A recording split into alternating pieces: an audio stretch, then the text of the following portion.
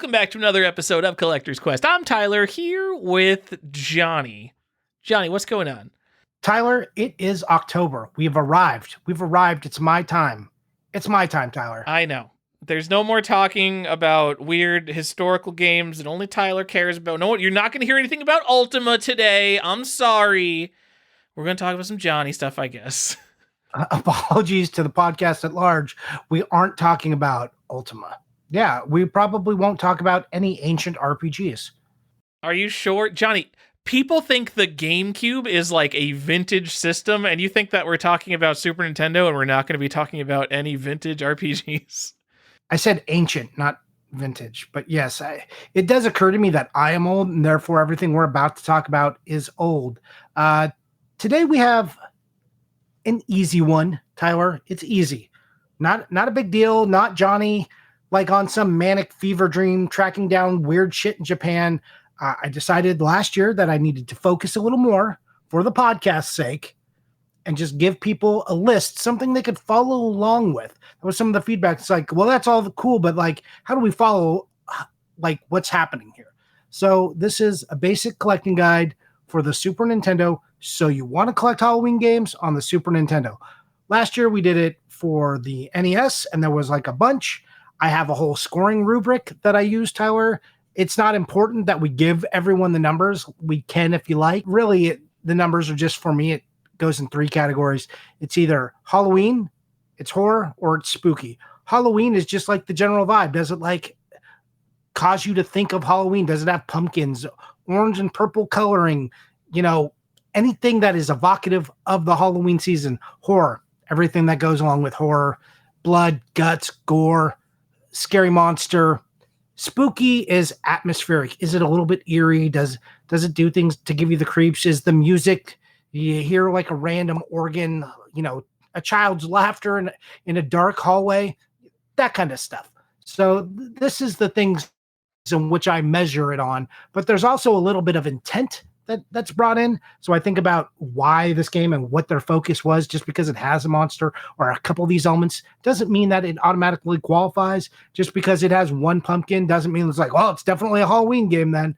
That's not how we do things. You got to get a minimum score. The intent also has to be there. And that's pretty much it. It's I know it when I see it, and I have things that disqualify games as well. And I'll kind of talk through that if anyone's got stuff that they feel really that I'm way off about. I would love to hear feedback on that, but that's pretty much how we get it. And this is going to be your guide for Super Nintendo.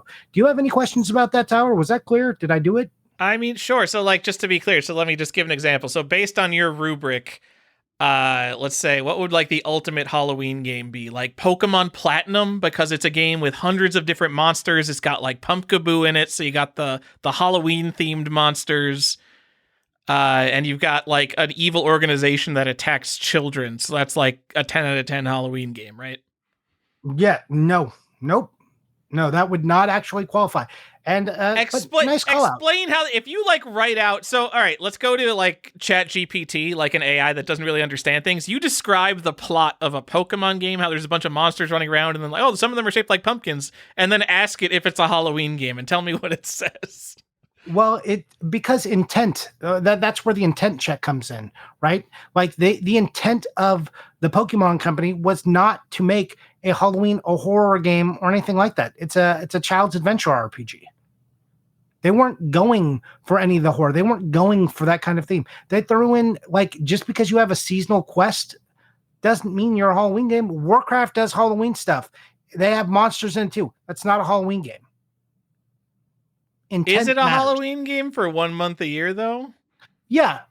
During that 1 month a year, it can be like, hey, this is the game with like the coolest Halloween segment once in a while. Lots of games have that. Like, what is Animal Crossing a Halloween game? Because that doesn't have like content that rotates in and out. That's all on the cartridge, but you can only access it 1 month a year. I'm assuming Animal Crossing is a Halloween thing. I don't know. I don't know if it does either. I didn't play enough of it, but no, that wouldn't count. Super Mario World and all of its ghost houses. It's got a scary ghost in it, Tyler. It's got a bunch of ghost levels. Still doesn't count. Pac-Man. Okay, all right. Now, Pac-Man That's doesn't not even count. relevant to this episode. I'm rejecting this because Mario has basically two kinds of levels, right? Or if you count like the special zone, maybe there's three, but there's regular levels, and then there's ghost houses, and then there's castles. Ghost houses are like a core component of Super Mario World. That's a major part of the game. Yeah, I didn't say it wasn't, but that's not a Halloween game because the intent doesn't line up.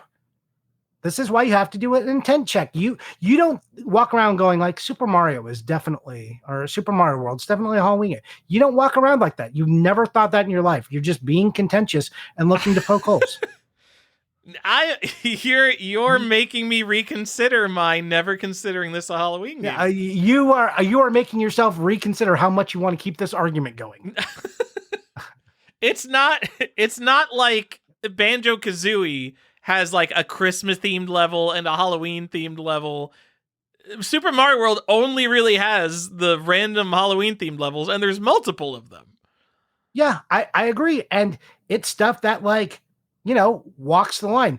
Luigi's Mansion is a Halloween game. Why though? It's because it's the intent of that game to be spooky, to be Halloween oriented. It drives. It's like, okay, we're going into a haunted house. We are going to try and provide some scares. We are going to give you some ghosts. They are doing all the things. The intent is there. That's not what Super Mario World is about. And from a historical perspective, where did those ghost houses originate from? I agree. They came from Mario's that came before. But that Mario game is not a Halloween game. It has some light Halloween theming. Like it might score a point and it's like, oh yeah, it's got some like light stuff in here, but it doesn't rate high enough to actually get its bona fides. All right, Johnny. Again, I'm done. I'm done fighting you. It's fine. We don't need to argue about Super Mario World. You should own it either way. You know what? Even if you don't collect Halloween games, even if you don't want to, but you should post it on Instagram for your Halloween thing and argue that the Ghost House make it an intentional Halloween game. Do it for me. And Yoshi, when he eats shells, it's like putting on a costume and changes colors. Wow, Mario likes to dress up. All Kirby. I mean, Kirby. Yeah, Kirby's a good Halloween game. It's like costumes. Yeah, but that's not enough. That's a singular element.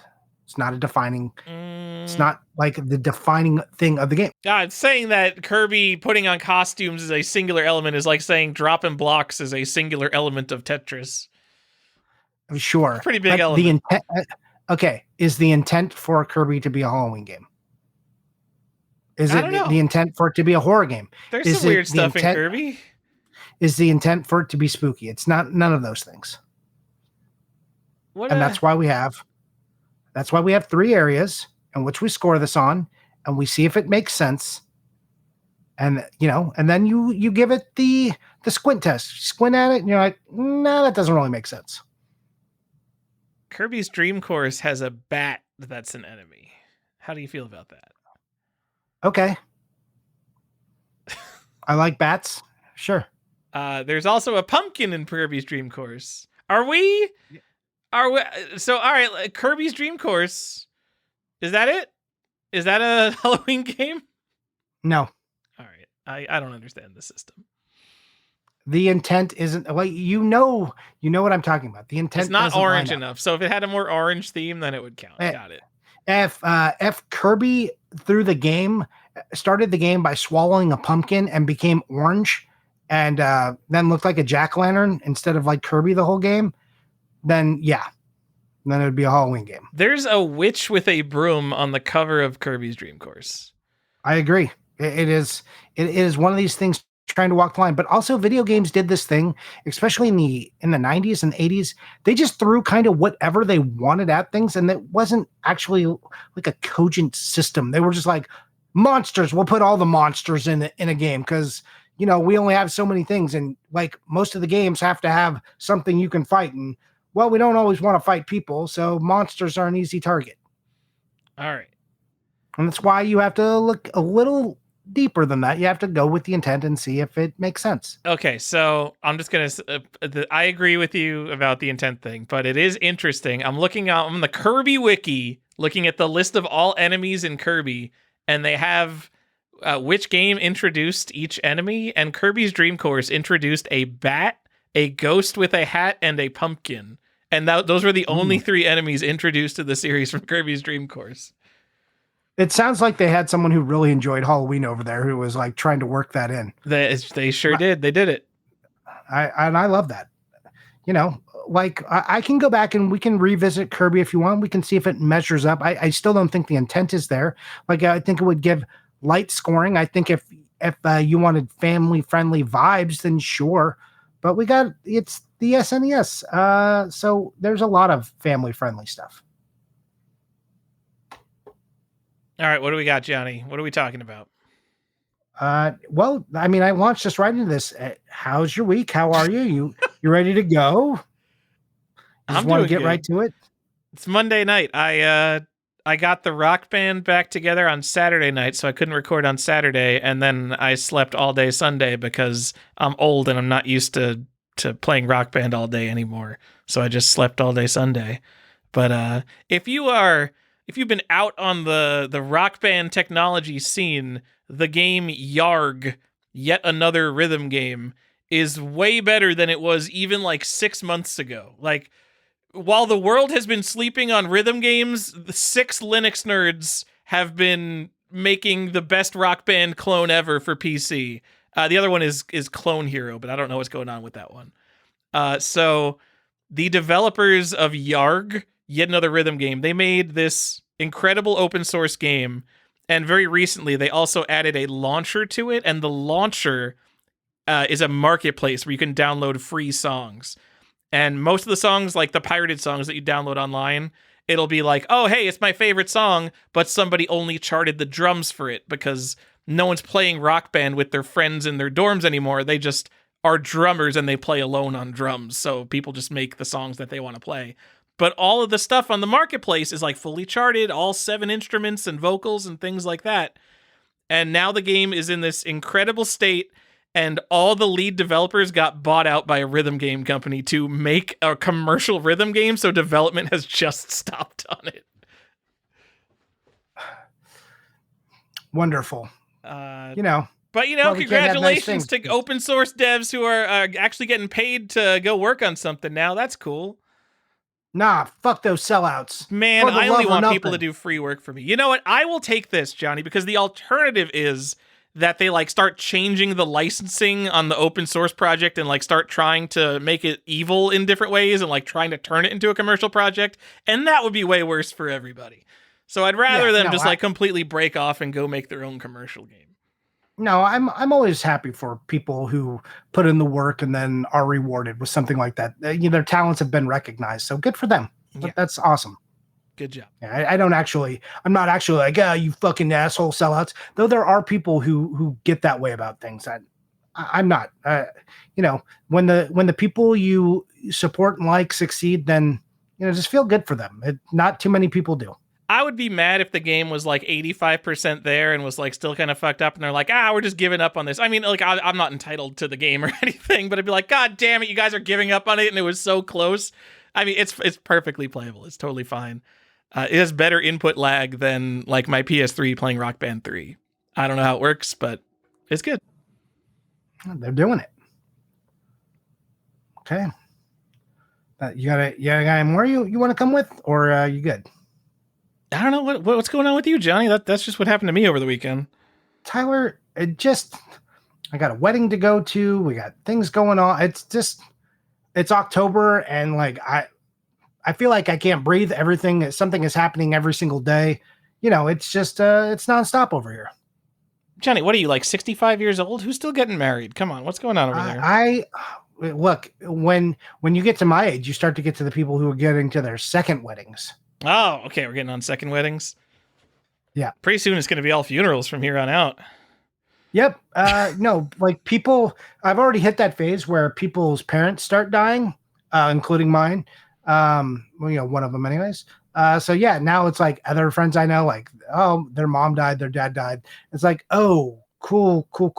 Now, and it's just going to start trickling down, So it's like, yeah, people are just going to start dying. Now we'll get all the weddings out of the way. Fewer babies. There's no more me celebrating the birth of babies anymore. It's all going to be like, Funerals. Yeah, I've hit that point in my life. Though my sister just had a baby, like, a year ago, a little less than a year ago. And that was cool. Nice to see a little baby. Nice for it to not be all death. Real cheery subject, by the way, Tyler. I think the canary in the coal mine is once you get into like your 40s, Johnny, all the celebrities you enjoyed as a kid start dying, like Ozzy's dead. And then you realize, like, oh no. And then you feel really mortal all of a sudden. And you start like counting, like, how much older were they than me? Oh no. Well, yeah, I do that. I see people, I'm like, fuck, those people look so old now. And I'm like, oh, I'm their age. Jesus Christ. We're doomed. Yep. But it'll be okay because we spent our lives hoarding physical media, waiting for an apocalypse that never came. Is that what we were doing? Or is that just how you've justified it?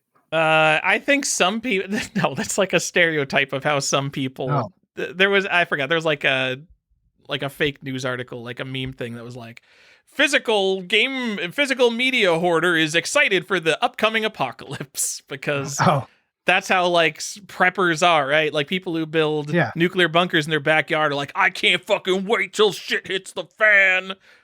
I've got 4 months of food and then I'm going to die if the raiders don't get me first. Yeah, I don't want to be those. I don't want to live through the apocalypse if a bomb drops or something. Like, can I just be caught up in the blast and like have it end instantly?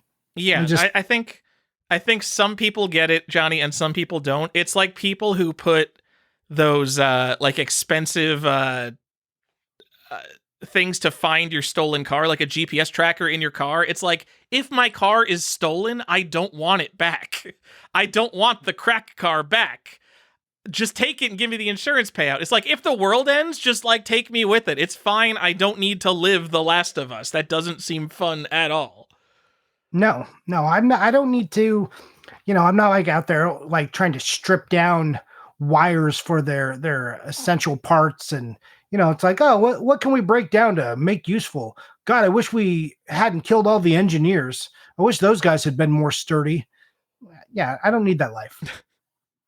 So, all right, good talk. We're talking about the end of the world and funerals. Good start to the episode, Johnny. Oh, cool. Let's do that.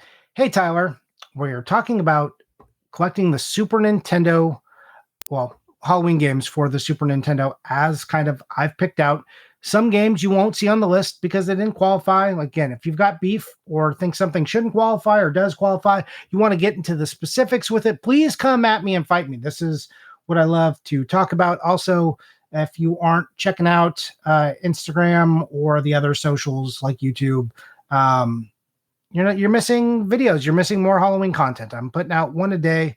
And so far, so good on that. I've been successful. We'll see if I can get 31 videos up this month. Here's to hoping. All right. Tyler, we're first one. We're going with a suite of 3 games, but we'll go through them individually. These are the Addams Family games. We're going in alphabetical order here. That's my rationale, alphabetical order. First off, starting off with Addams Family. This was published by Ocean in 1992. You ever heard of Addams Family? Like, we've never talked about this game before. It's 1991 Pinball Machine of the Year.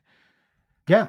It's a really sweet TurboGrafx game where you play as Tully, the lawyer. No, this is... You're so obsessed with that TurboGrafx game that no one cares about. It is a wild choice to me that they wanted you to be Tully. I just like, that's such a weird choice. It's bold. Anyways, Tyler, this one gets a total score of 6 out of me. I didn't mention this, but in each area, you can score up to 3 points. It's real simple scoring. So 9 is the best possible score. You got to get a minimum of at least a 3 to qualify. And this one, the Addams Family, gets a 6. Like I said, published in 1992. CIB is not very expensive for this game. You can get it for like $50 to $70. And then this is an early Super Nintendo crossover. It's based on the 1991 film that everyone loves, a perfectly cast movie. So, yeah. Is this an Amiga game? No, I think this was, it might be an Amiga game. This was ported to multiple systems. Like, this is on the Game Boy, the Genesis. it's all over. So it could very well be on the There Amiga. is so it's on the Amiga. I can't tell if it was ported from the Amiga, but man, Europeans and Japanese made games so differently in the 90s. Like you could just look at the way the power-ups are bouncing and the weirdly detailed Gomez. I'm assuming you're playing as Gomez. It just looks, and like the UI with the hearts on the side, it just looks like a European game, man. They are distinctive. European games are very distinct. I don't know why that is, but you can definitely tell when it's European. Like also the like overly big sprites. A lot of times the characters are like always overly big. I don't know what that's about. Like if there's water drops that fall from the ceiling and hurt you, that's like a guarantee that that game was developed in Europe. Yeah. Anyways, yeah, this is not like this is not like the best looking Super Nintendo game. I will say that it's a little rough. It's a little rough, but it's a fine game overall. You know, if you want family friendly, you want to get in the mood, sure, start off with Addams Family. I'm gonna give the Fleo rarity score for each of these games. These are rarity values that were manually compiled based on sold listings in 2023. So this isn't like price charted automated stuff. This is the real deal. Someone wasted too much time combing through every single sold copy and used some algorithm to give each thing a value. Anyway, on a 1 to 10 scale, Addams Family is an R5. The price in 2023 was $80 complete, and looking on eBay now, it's around $65. So I think that like that feels like it's got to be slightly inflated because there was so many copies of Addams Family. This game was just kind of everywhere. So I was going to wait to bring this up because we do have more Addams Family games coming up, Johnny. Is Addams Family even relevant? Like, I know there's the new Wednesday series. Do people actually care about the Addams Family, or is this all nostalgia bait because everything's nostalgia bait now? I mean, it is hard to tell. This is a good question, right? Because if everything is nostalgia bait, then it counts, right? Like then yes, but everything is just like a nostalgia trap now. We know studios can't make new properties because creating new stuff costs too much money. So they lean on old IPs and installed consumer bases because they need to make money, right? Like they can't afford flops anymore. They can't afford to be risky. So you're seeing far less risk taken. You're seeing far more homogenous, generic media. It's not just games. It's movies. Like there's like the gulf between video games now is wild. You have like straight up indie stuff that you're only finding on Steam, and then you have like AAA stuff only. The middle ground of video games is kind of moved the same way as the middle class in real life. You know, it's dead and gone. You got your poors and you got your rich, and then you got people like either further or nearer to one of those ends, but the middle and like usually drifting to one or the other. But yeah, the middle is kind of a dead zone where games aren't made anymore. Like yeah, it's like notable when you see a middle budget game. Like I remember, what was it, like Hellblade Susuna's Sacrifice or whatever came out. Everyone was like, "Oh my god, a mid-budget game that's good. This is crazy." Yeah, I mean, and we were kind of joking around about this too, but like one person just doesn't make games. Okay. People always think it's like, oh, this guy made this game. No, a whole giant team made this game. So many people. And that number has just gone. The production budget for a new game is crazy. The amount of people who work on games now and down to like the market, it's so much different than it used to be. But even on like Super Nintendo and NES, it was very rarely one or two people making a game. It just wasn't a thing. On Atari it was, though. On Atari it was. Simpler times. But, you know, as games grew more complex and longer, you know, you needed to do more. Anyways, let's get into Addams Family values. This is, I like this one a little better. You play as Fester. It's a better looking game. It's got a sweet intro where, you know, like the ocean logo comes up over a graveyard. You get like some black and white lightning flashes. You know, pretty cool game. You know, it's more Addams Family. Again, scores a 6 Again, this game is a little more expensive. I'm going A to guess 6 on on Joe's your Birds. Halloween scale. Yeah. Out of 9. More rare, I would say, but not a lot. A little more expensive. I mean, still might even. I'm wondering if Joe Still is going to have an R5 or an R6. It'd be interesting if it's lower, but this one fetches more, and that might be just because of playability. It's around $75 for a complete box one. So, yeah, make sure you get the reg card with this too if you are buying this, and it does have a poster. So if you are buying it, get those items. Yep, this one's more like Fester's Quest, and Adam's Family is just a generic platformer. And it's if you don't know it, everyone listening to this knows what Fester's Quest is. It's a top-down Imagine Zelda. There you go. Fester's Quest and Zelda, absolutely on the same tier, by the way. Oh yeah.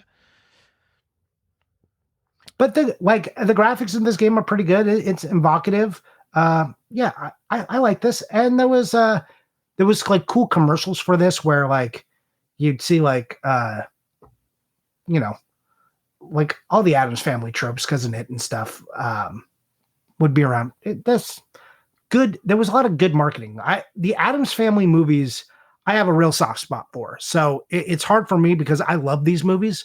I love the Addams Family 1 and 2. It's one of these movies where I think the sequel is better than the original, and I thought the original was great.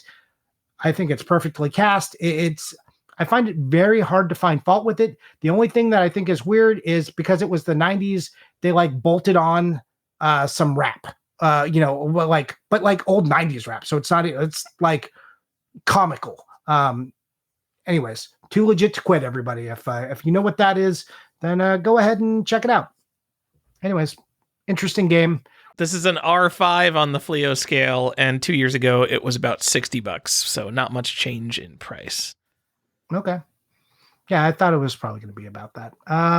Then you have Addams Family Pugsley's Scavenger Hunt, also by Ocean. This came out in 1992, so this actually comes out before Addams Family Values and is more of a sequel to Fester's Quest when they were like in concept when they were making this game. And this is more based off of the animated Addams Family thing that was going on at the time. It's about $70. Again, it's more licensed gaming. And hey, you would be surprised. Also a 6. Are you surprised? I'm not. It's also an R5. All of them are R5s on SNES, which is interesting because this is the more uncommon one on NES. Yeah. Not on Super Nintendo, and it's also around $60 2 years ago, so I don't think big difference in price. If anything, it went up in value a little bit. So I would say the graphics are worse on this. It's a side scroller. It uses the same engine as the original Addams Family. Yeah, it's yes, definitely the same. Yeah, and like if you go down to the Game Boy one, like they mimic the style of that pretty well in the Game Boy one. It's weird that I actually think the Game Boy one might look a little bit better because they could do less in the Game Boy one. So if you ever check this out, I just think if you look at the Game Boy, maybe it's because I'm used to the Addams Family looking sort of black and white, but this thing just feels a little more accurate, a little less cartoony. They like overdid it on this version. And like you just get some weird enemies like fighting a giant rat and stuff. All the animated, tropes are in there. I don't know. Fester's blue, or not Fester. Fester is weirdly pale and has like sharp, pointy teeth. But I don't know what I'm trying to say there. He's not pale. What is the word I'm looking for, Tyler? He looks sickly, but not pale. Like sickly. You know what I'm saying? No. Fester doesn't look good. Is that what you're saying? Yeah, he doesn't look. He looks. He's got like a weird flesh tone, but it's not pale. It's like I don't know what to call it. It's like I don't know. It's just maybe because it's so flat. Johnny, he's got does a really anybody weird listening to this care about the Addams Family as much as you, though? No. You should just cut all that. That was total trash talk. Anyways, Tyler, are you ready to look? We don't have too many games. This is not a huge list. We got 19 games for you to get through, so it should keep us moving. Again, there's more of a listicle. We're not going super deep. Adventures of Dr. Franken. Ever heard of this one? It's the one that has Frankenstein on the front of the box. Mm-hmm. Do you love it? I don't. Is this European as well? No, I don't know a lot about Adventures of Dr. Franklin. I've never played it. I think people have talked about the Game Boy version to me more for some reason. Yeah. So it comes with a poster. It definitely looks European, though I don't know if it is. It's just because Frankenstein has an overly large sprite that I feel that way. I don't know what it is about, like having the world's biggest sprite for these games. Johnny, it was the 90s. We just came off the NES and people were like, whoa, look at the Super Nintendo. Look at all these graphics. I mean, you had to sell games and commercials. That was all that mattered, was how big your sprites were. That was the whole thing with TurboGrafx. That's how they sold fucking China Warrior, a piece of shit game, but a giant sprites.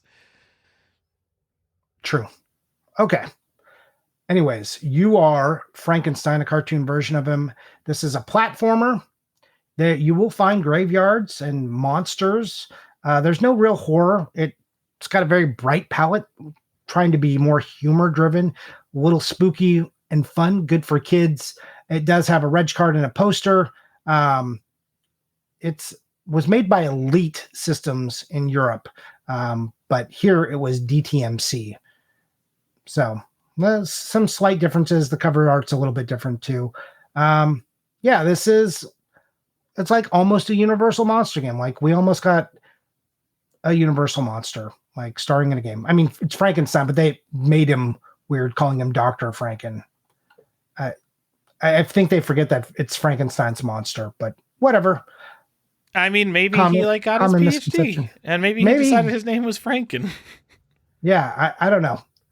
Was this game going to be named Adventures of Dr. Frankenstein, and someone just had to be like, that's just like too long. Could we cut like a syllable out of this? Maybe. They're like, The Adventures of Dr. Frankenstein's Monster. That is gigantic. We cannot afford a graphic artist to do all those extra letters. I think they just shortened it because, the Frankenstein is wearing sunglasses because he's 90s cool, and they thought it would be cooler to have a shorter name. It is very 90s cool of him to have it. I do like the cover art for this game. If you look at it, it's like him going down this walkway away from like a haunted house castle, big moon behind him. Very evocative. This is, if you took a picture of this and showed it to me on Halloween, I'd be like, that's cool. Good choice. Cool poster. But it only gets a 5 on my scale. Yeah. Oh, the Game Boy version came out first. That's why I think about the Game Boy version. That's crazy. So this game was ported from Game Boy to Super Nintendo. It wasn't even like close. It came out on Game Boy first, then SNES a year later. Really? I didn't look into the ports of it. Yeah. So a lot of these games wind up being ports. Anything else you wish to say about Dr. Franken? No, the sequel is only on Game Boy. Yeah, hard to find. Oh wait, it's also an R5 and it's also $60. We have 4 games in a row that have been R5s that are around $60. I think for an R5, $60 for a CIB is a quality deal. Sure, it's an exclusive. I mean, the Game Boy version is not exactly the same game. Yeah, for an exclusive with a cool theme, sure. I think that's a deal for a Super Nintendo game. Yeah. Okay. How do you feel about Bart's Nightmare? I always forget. I can't remember the differences of these games. What's the one where you like run around the street collecting pages? That's the one I played a lot as a kid. Is that Bart's Nightmare? If it is, I like that game, but it's because of nostalgia. Yeah, because Bart's Nightmare, you are asleep, right? And you are dreaming about homework. Like you've got a test, and like that's what's going on. I played this game a lot. So I remember in the 2-player mode of this game, you must have individual lives, and I remember dying immediately because my friend owned the game, and then I would just have to sit and watch him beat it in 20 minutes. Yeah. So, anyways, you are Bart, and you fall asleep, right? But you're studying for a test. Your homework pages blow out the window, and then your job is to go find them. And you travel through Bart's Nightmare as this goes on. And this is this is a loose. This might be the loosest include, I think, into Halloween, but I think Simpsons gets a bump because Simpsons is very tied to Halloween because of all the Treehouse of Horrors. They like have made a market for themselves of being attached to Halloween. And again, this is a nightmare, and you've got some of that imagery. You've got like Mr. Burns as a vampire in this. For Like, a game okay, called Bart's Nightmare, I mean, it could be called Bart's Bart's Homework Dream, and nothing would have to change. It's not a very no, nightmarish game. no. So it does have, the color palette though does lean a little bit harder towards Halloween. You get like purples and oranges through the whole game, which I appreciate. A little tonally correct. But again, this is like Simpsons, a coincidence because Bart is the orange character of The Simpsons who lives in like a purple house. Like, come on. No, Bart is yellow, and like when you're like on the floor, his shirt is orange though. No, his shirt is red. Oh, whatever.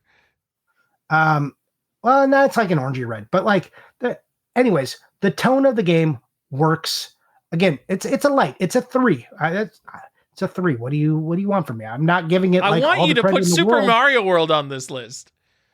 Well, the intent for this is for there to be some spooky and fear. This is a game rooted in fear. It's about nightmares, not about stomping turtles and saving the princess. Johnny, this game is an R3. 2 years ago was $100. Now it's 80 complete in box. Yep. I was gonna say it's about 80 is what I got. Everything's coming down. It's all going to 0. Also, this came out in October of 1992, by the way. So this produced by Acclaim or published by Acclaim. I mean, if it was a Halloween game, wouldn't you want it to come out in September, really, though? I mean, you would be surprised. A lot of these like horror games and stuff, they always miss their date and they like deliver in November and December or January. And you're just like, you guys missed the boat. You should have shot for like June and then just sat on it for a couple months and then released it at the end of August so people could like buy it into the Halloween season. And now you would want to release it on September 15th, the way the cycle of news and everything goes and like when people think the season is. I already saw Christmas decorations, so people are already over Halloween. It's October 6th. I mean, to be fair, this was a different time. Like, when did this come out? 1992. This was like right around the time when release dates were even becoming a thing for games, before it was just like, we finished the game, time to ship it to stores, and people will see it when they see it. We'll start running ads in magazines, I guess. Yep. So you want an interesting fact about all the games we've just talked about? Yes. All these games were released in North America and Europe, but not in Japan.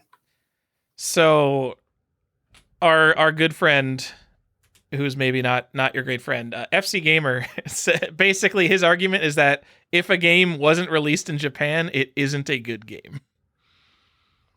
Okay. That is kind of interesting, though.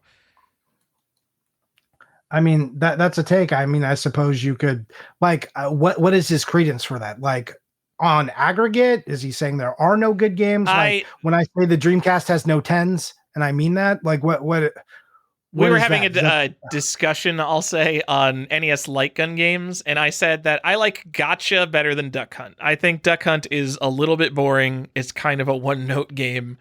And Gotcha, you get to hold a controller in one hand and the zapper in the other. It's a little bit of a better game. They're both simple games. I like Gotcha a little bit more. And he basically just said, like, Gotcha didn't even come to Japan. That's how you know it's garbage.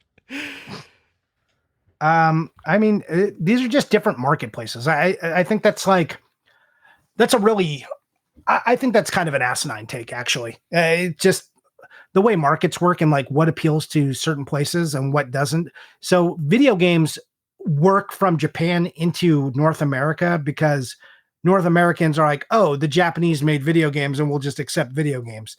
The Japanese don't look at it the same way. They think, oh, we're the progenitor of like video games, right? So when Americans make games, they're like, oh, well, you made it for your market, not for us. It doesn't come backwards like that all the time. So I don't know. I think that. I mean, it is really interesting. This is, I would say that all the best games come from Japan, and that's just a truism. And look at the markets. Like, if we make Gears of War, or Assassin's Creed, whatever, like that's not even an American game. Assassin's Creed is what, Canadian or French? and those get to Japan, but they don't buy it. And Japan Yeah. is like, oh, we're making Bayonetta and Elden Ring, and we're just like, give us more of that. We will buy 40 million copies of these games. And fucking, I mean, let alone Nintendo, right? well, I mean, again, it's like, do we bring up The Last of Us? Is The Last of Us isn't a Japanese game? Is that huge in Japan? I don't know, but is that a huge game?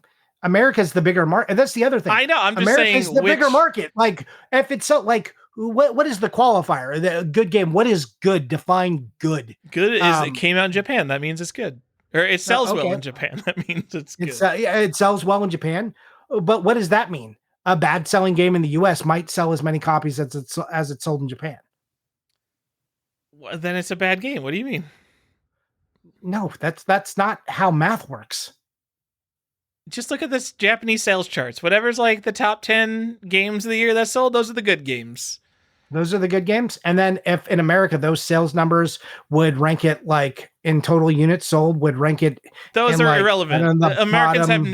have no standards for anything. They consume slop. They're on TikTok all day. Their brains are melted. It doesn't even think. Okay. I'm looking up the top 100 best-selling games in Japan of 2024. Here we go. Holy shit. What is the number one selling game in Japan of 2024, Johnny? Oh, and God. this is a guaranteed, absolute, certified banger. It is a 2024 release. I would have no idea, Tyler. Super Mario Party Jamboree. Okay. By a mile, the best-selling game in Japan. What were you saying about I don't know. Whatever I'm Flop? talking about is wrong. Every other game on this list is awesome, but oh my god, my entire theory is wrong. Okay, Yeah, I can see. Again, they're just different markets. Like you can't. It's very hard to judge one market next to another market and say they're the same.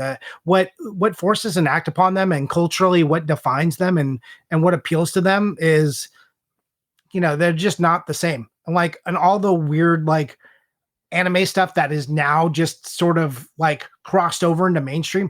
For years, Americans looked at that and were like, absolutely not. It just took years and years of attrition for it to finally be a thing. So, who knows? And then I don't know, American culture in a lot of ways shifts over into markets and is like loved, like Levi's and stuff, like as a longtime staple, Coca-Cola, like all these American brands.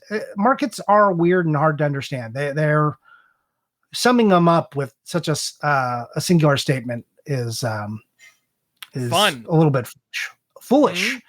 I mean that's the world we live in, right? Everyone, you give a one-liner and everyone goes, yeah, without thinking too hard about it, and then we live in the world we live in.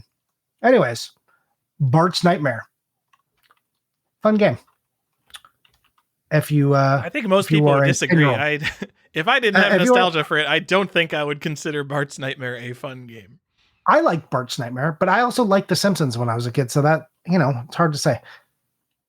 That's kind of another franchise of like questionable relevance. Like I know The Simpsons is still going on, but if you didn't watch The Simpsons in like the 90s and 2000s, like do you care about The Simpsons at all, or do you just know they exist? I mean, I don't know.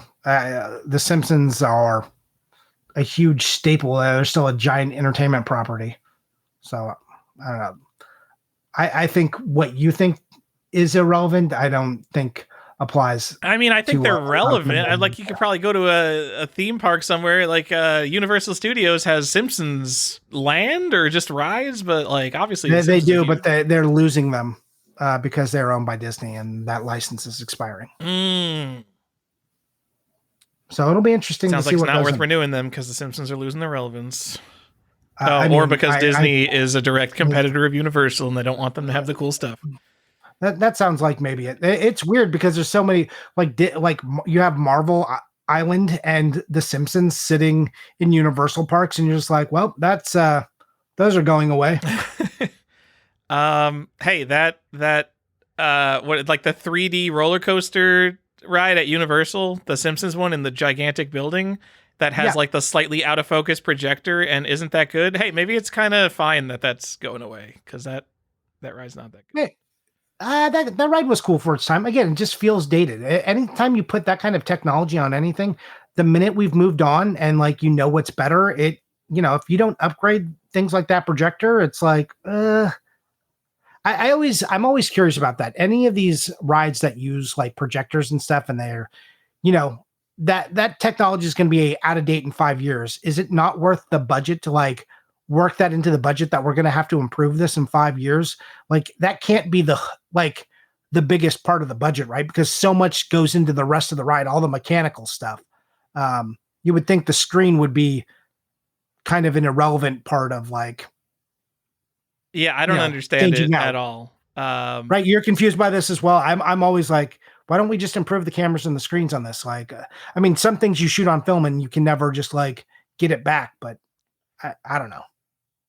I mean, it's just like the projector's like out of focus. You can see like the colors splitting. And then I think of like, you think of a ride like Rise of the Resistance, like the most incredible technical display that's ever been put into an amusement ride. Like, how are they fucking maintaining that? That must cost millions of dollars to fix stuff all the time on that thing. Anyway, we're getting off topic into amusement park land here. Yeah, after dark, it's our favorite thing. If you want to talk about magic, we love to talk about magic cards, amusement parks, and video games. Let's go, Tyler. We are fucking 12. We need to get into an amusement park podcast. We're gonna just become thusies, as they're called. I mean, I already told you my idea for it. I've got a really solid idea. Oh my god, someone just died at Epic Universe on a roller coaster, on their best roller coaster, and like Starlight Racers or whatever it's called, Stardust Racers. Oh, we could have a whole After Dark on this. Yeah, we sure could. All right. Anyways, the theory for our podcast was Tyler and I were going to go. We were going to tour the world and go to all of the roller coasters where people had died on them, and that was going to be the main and then we were going to rate those rides. We had a dumb name for it too that I came up with. I can't remember it anymore. Anyways, some Halloween. Mad Panic coasters. Let's go. Anyways, Tyler, Bram Stoker's Dracula. This game is crazy. Do you know how many different versions of this game exist? Well, there's 2 on the Sega CD because there's the version 1 and the version 2 on the Sega CD. I don't even mean that. Like different. They're just different games. There's the PC game by Psygnosis. There's the Sony ImageSoft version. There's the FMV, like you said, on Sega CD. There's the one that's on the Genesis. There's the one that's on the Super Nintendo. Those are basically the same. You have the Game Boy one. You have that, which is different. You have the one on the NES, which is different. These are all not the same game. They're all kind of trying to do the same thing, but these games are not the same. Johnny, do you know what came out at the same time? The Bram Stoker's Dracula pinball machine. Also not the same. But held in much higher regard than the video games. That's a widely beloved pinball machine. Man, the like little toys in that one are always so goofy looking.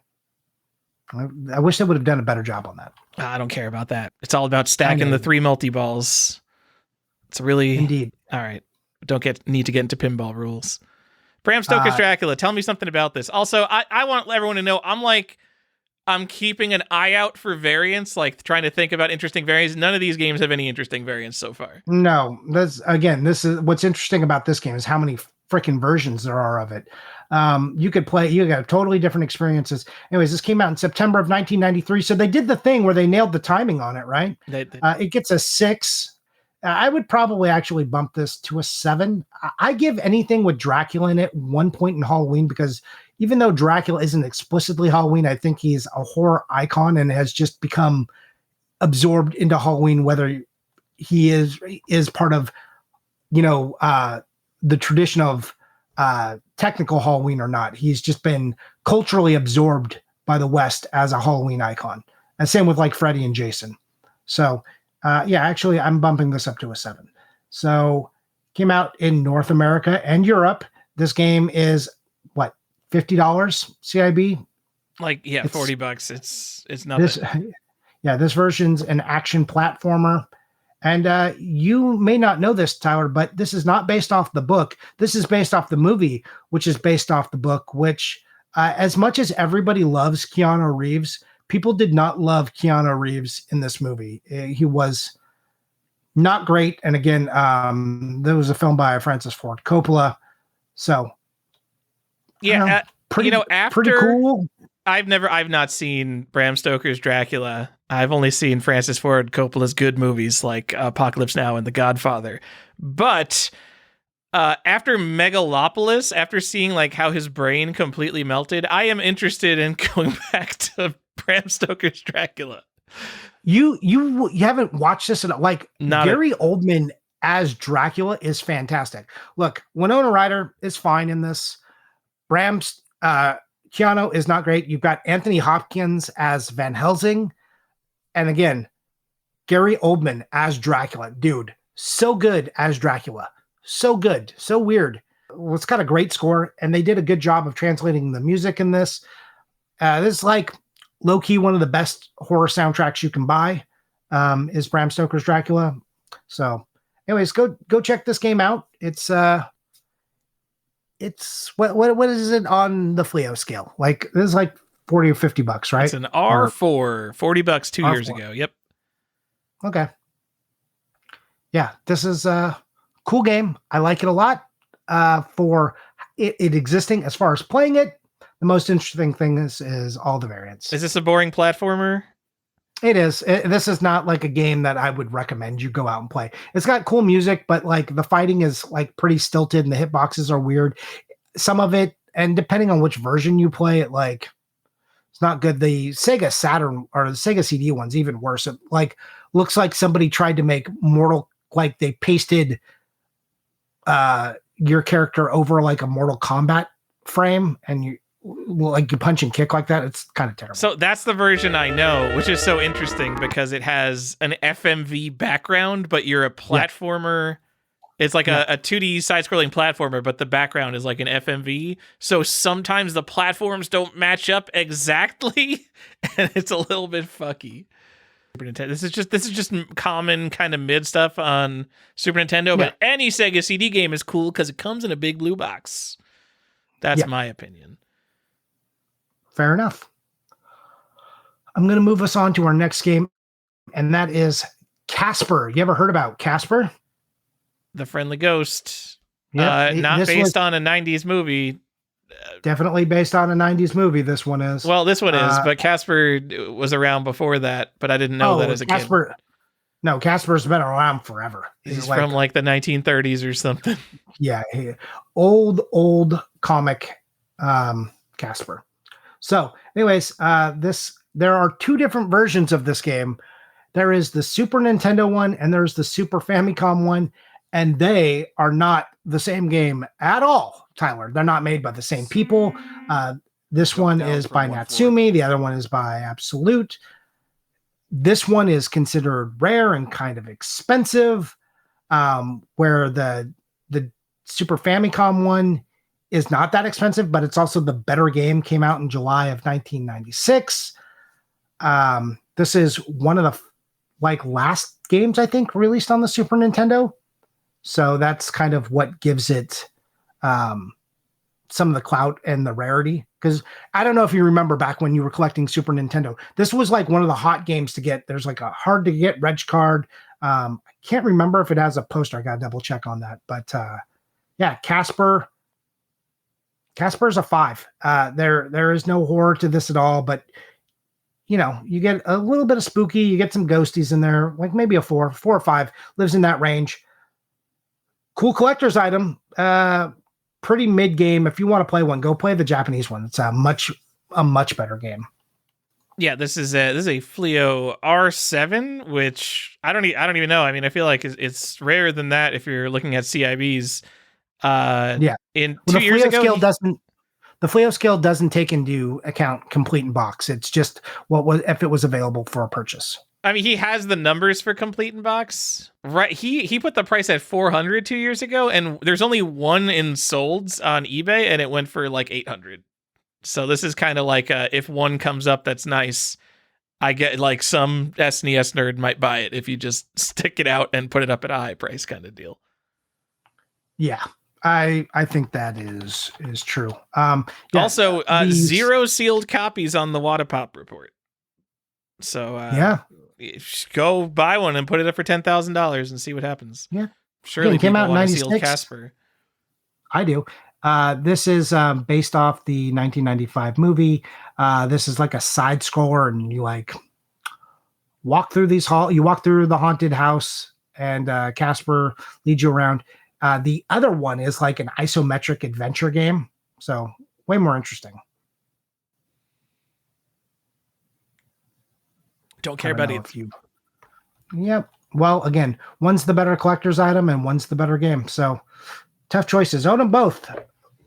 If you're going to spend $800, why not spend $900 and get both of them? Tyler, what up? Now we're moving on to the game that everyone loves.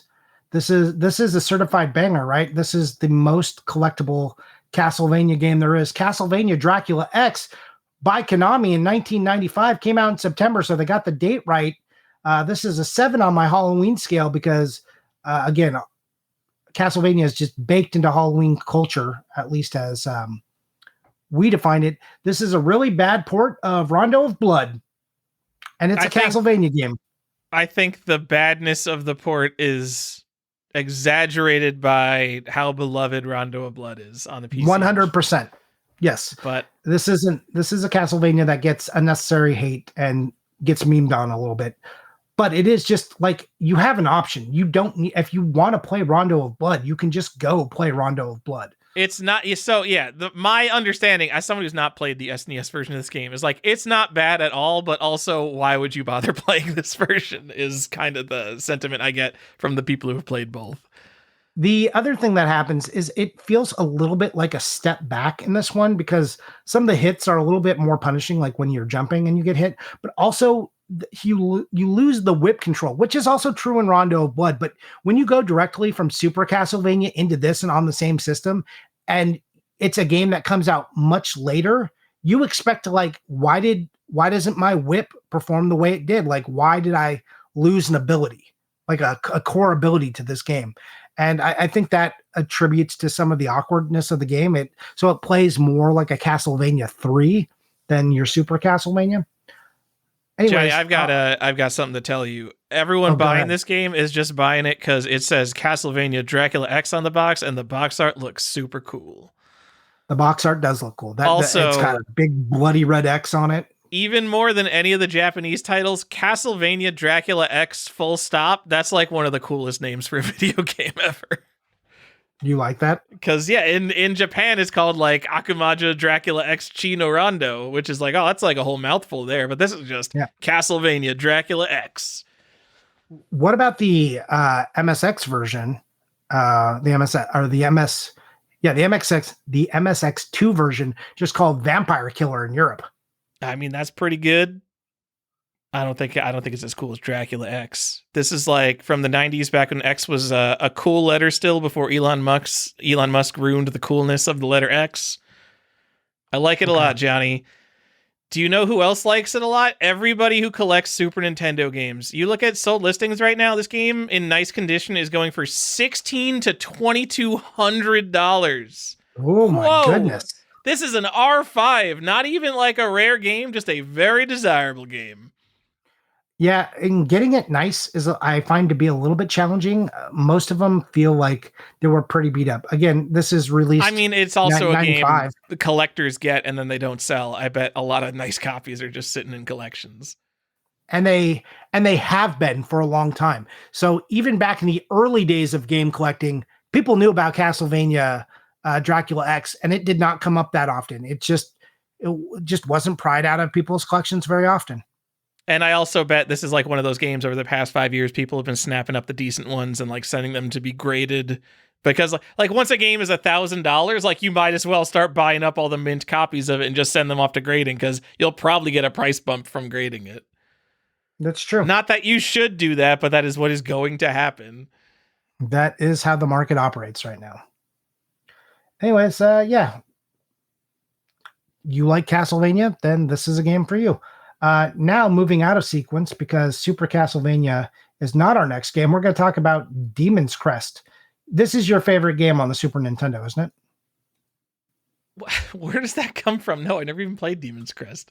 I know. I'm just like to say things that don't make sense just to prompt a response from you. Anyways, Demon's Crest came out in 1994. This is a Capcom game. This is tied to Ghosts and Goblins, Ghouls and Ghosts, that series. Wait, is it? I thought this was Gargoyles Quest 3. Is it not? Yes, but that's also tied to Ghouls and Ghosts. You're Firebrand. You're the red demon from that game. And at the end of this game, when you beat it, I believe you are sent off by the king of the gargoyles, and you are sent, and that starts the beginning of Ghosts and Goblins. That's neat. I didn't know that. Yeah, if I've got my lore right. So I believe it does have a reg card. I think this one has a poster. This game is also expensive, Tyler. This is a $400 game. They did the thing with the date. They got it out in October. They knew who their crowd was. I struggle with this game, and sometimes I struggle with Ghosts and Goblins. Again, I think they're definitely Halloween. They fit, but I struggle. There's a fine line between Halloween, horror, and spooky, and dark fantasy, because dark fantasy bleeds into all of those, and it comes down to what was the intent supposed to be. And I struggle with this. Was this supposed to be more Halloween? Like, there's graveyards and stuff and zombies right in Ghouls and Ghosts, right? Like, they're right there at the beginning of the game, but you're also a knight in armor, but you're snatched by like a red devil. I don't know. It's hard for me. This one lives in both worlds for me, and I try to keep dark fantasy out, because if you let dark fantasy in, then just like so many games, you're just not making a clear enough distinction. But this is one that I let pass through the gate, though I always feel like I should question it and do a sanity check every time I look at it. Johnny, something I like about this game is that it exists at all in the form where it is named Demon's Crest. Because, like I said, this is this the sequel to Gargoyles Quest 2? Someone will I'm gonna call this Gargoyles Quest 3, even though it doesn't actually say that. Just like, oh, it's a spin-off of Ghosts and Goblins. It's Gargoyles Quest 3, whatever. You play as the same guy from the Gargoyles Quest games. Firebrand. But you can imagine a parent walking into Toys R Us and buying Gargoyles Quest for their kid. What parent is walking into Toys R Us and buying fucking Demon's Crest? And it has it's a gargoyle, but it's a red gargoyle who looks like the fucking devil on the front of it. And it's like, are these kids playing Dungeons and Dragons and worshiping Satan? Because I'm not buying my kid Demon's Crest. I'm going to go buy them Super Mario World 2. Like, we say gargoyle, but he's basically a devil. Like, they use the phrases pretty interchangeable. I don't know if that's like a translation thing or not. He's also the cover, it's not like great art. If this game had better art, I think we'd be doing more. Some people like this. I think it looks a little weird, but he is holding like a skull with giant fangs, and there's like other skulls underneath him. Like, what's going on with this guy? Is this a game for kids? It doesn't look like it based on the cover. All right, kind of cool. Too expensive to buy for the kind of cool value, though. I'm not going to spend $500 on a copy of Demon's Crest. I don't even know if I have a copy of Demon's Crest, but not something I'm looking for. You have it. The cover is different in Japan. Yeah. So it's called Demon's Blazon or something on Super Famicom. Anyways, I like that cover a little bit better. Just so our listeners know, I am keeping up with the variants. I don't think we've hit any game with an interesting variant yet. No, I think the most interesting variant is really the Casper situation. That's not really a variant. That's just two games existing simultaneously. Game, yeah. Also, Demon's Crest is an R5 on the Fleo scale. So again, just a regular kind of middle of the road, uncommon-ish game. And this is also a game that's expensive to buy, and it's like $400. And it's like $500 if you want the Japanese copy. So this isn't one you can just be like, well, I guess I'll just go ahead and grab the Japanese copy because that's cheap. It doesn't happen on this game. Johnny, what else you got? Okay, I've got Ghoul Patrol. You ever heard of Ghoul Patrol? Feels weird to talk about Ghoul Patrol before, because we went in alphabetical order. This is the spiritual sequel to Zombies Ate My Neighbors. Do you know about this game, Ghoul Patrol? It's a JVC game. It's not for some reason. It's not Konami. I didn't look into the publishing on that, but it rates it's a 6. This is another game where it was not released in Japan, so that's interesting. It's interesting. That means it's a bad game, actually, though. Is that true? I don't That's know. I've never a bad played game Ghoul Patrol. Okay.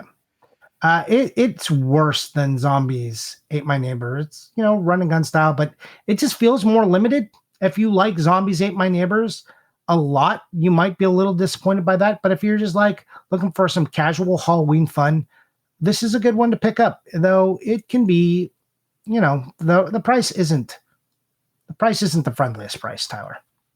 So this is crazy. So there's one bin right now on eBay. So a buy it now was for $425, and I'm only looking at like good copies that you would actually want to buy. Not that there were many copies of Ghoul Patrol that actually sold, but I think there was one good copy for $425, and the Fleo average was $750 2 years ago. So when did the limited run games thing come out? Did the limited run games thing boost the value temporarily of original copies of Ghoul Patrol? Did it? There's no way it could have boosted it that much, though, right? No, I don't think so. What does this get on the Fleo scale? So this is a 5 on my Halloween scale. What does this get? This is yet another R5. All of these like games, I think like horror themes, they're like a little bit desirable, but they're not like super mainstream, play it all year kind of stuff. So they're all kind of these R5s range. And also, if you're wondering why some of these games don't show up in Japan, and some of them do, they get retitled, but like these titles don't show up in Japan. Some of them even get reskinned. It's just because Halloween is Western culture. Japan has its whole different lineage of horror that diverges very starkly from, horror over here in North America and in Europe. So if you have something that's like strictly like, we are making a game about haunted houses and stuff, like you may not find that in Japan. You are far more likely to find haunted schools. Like haunted schools is a whole big thing in Japan. That's like a whole vibe for them. You will just find like 6 or 7 different series, and it's like called Haunted School Stories, and they're not the same game. So I didn't know if you knew that, but yeah, haunted schools, big deal in Japan. They're like our haunted houses.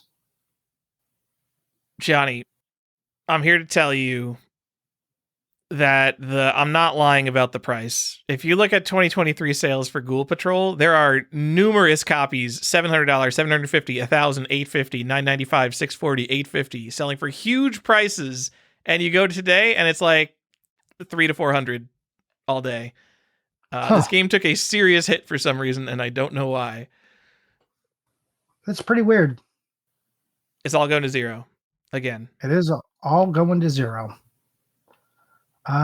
Yeah, this game has a reg card and a JVC warranty.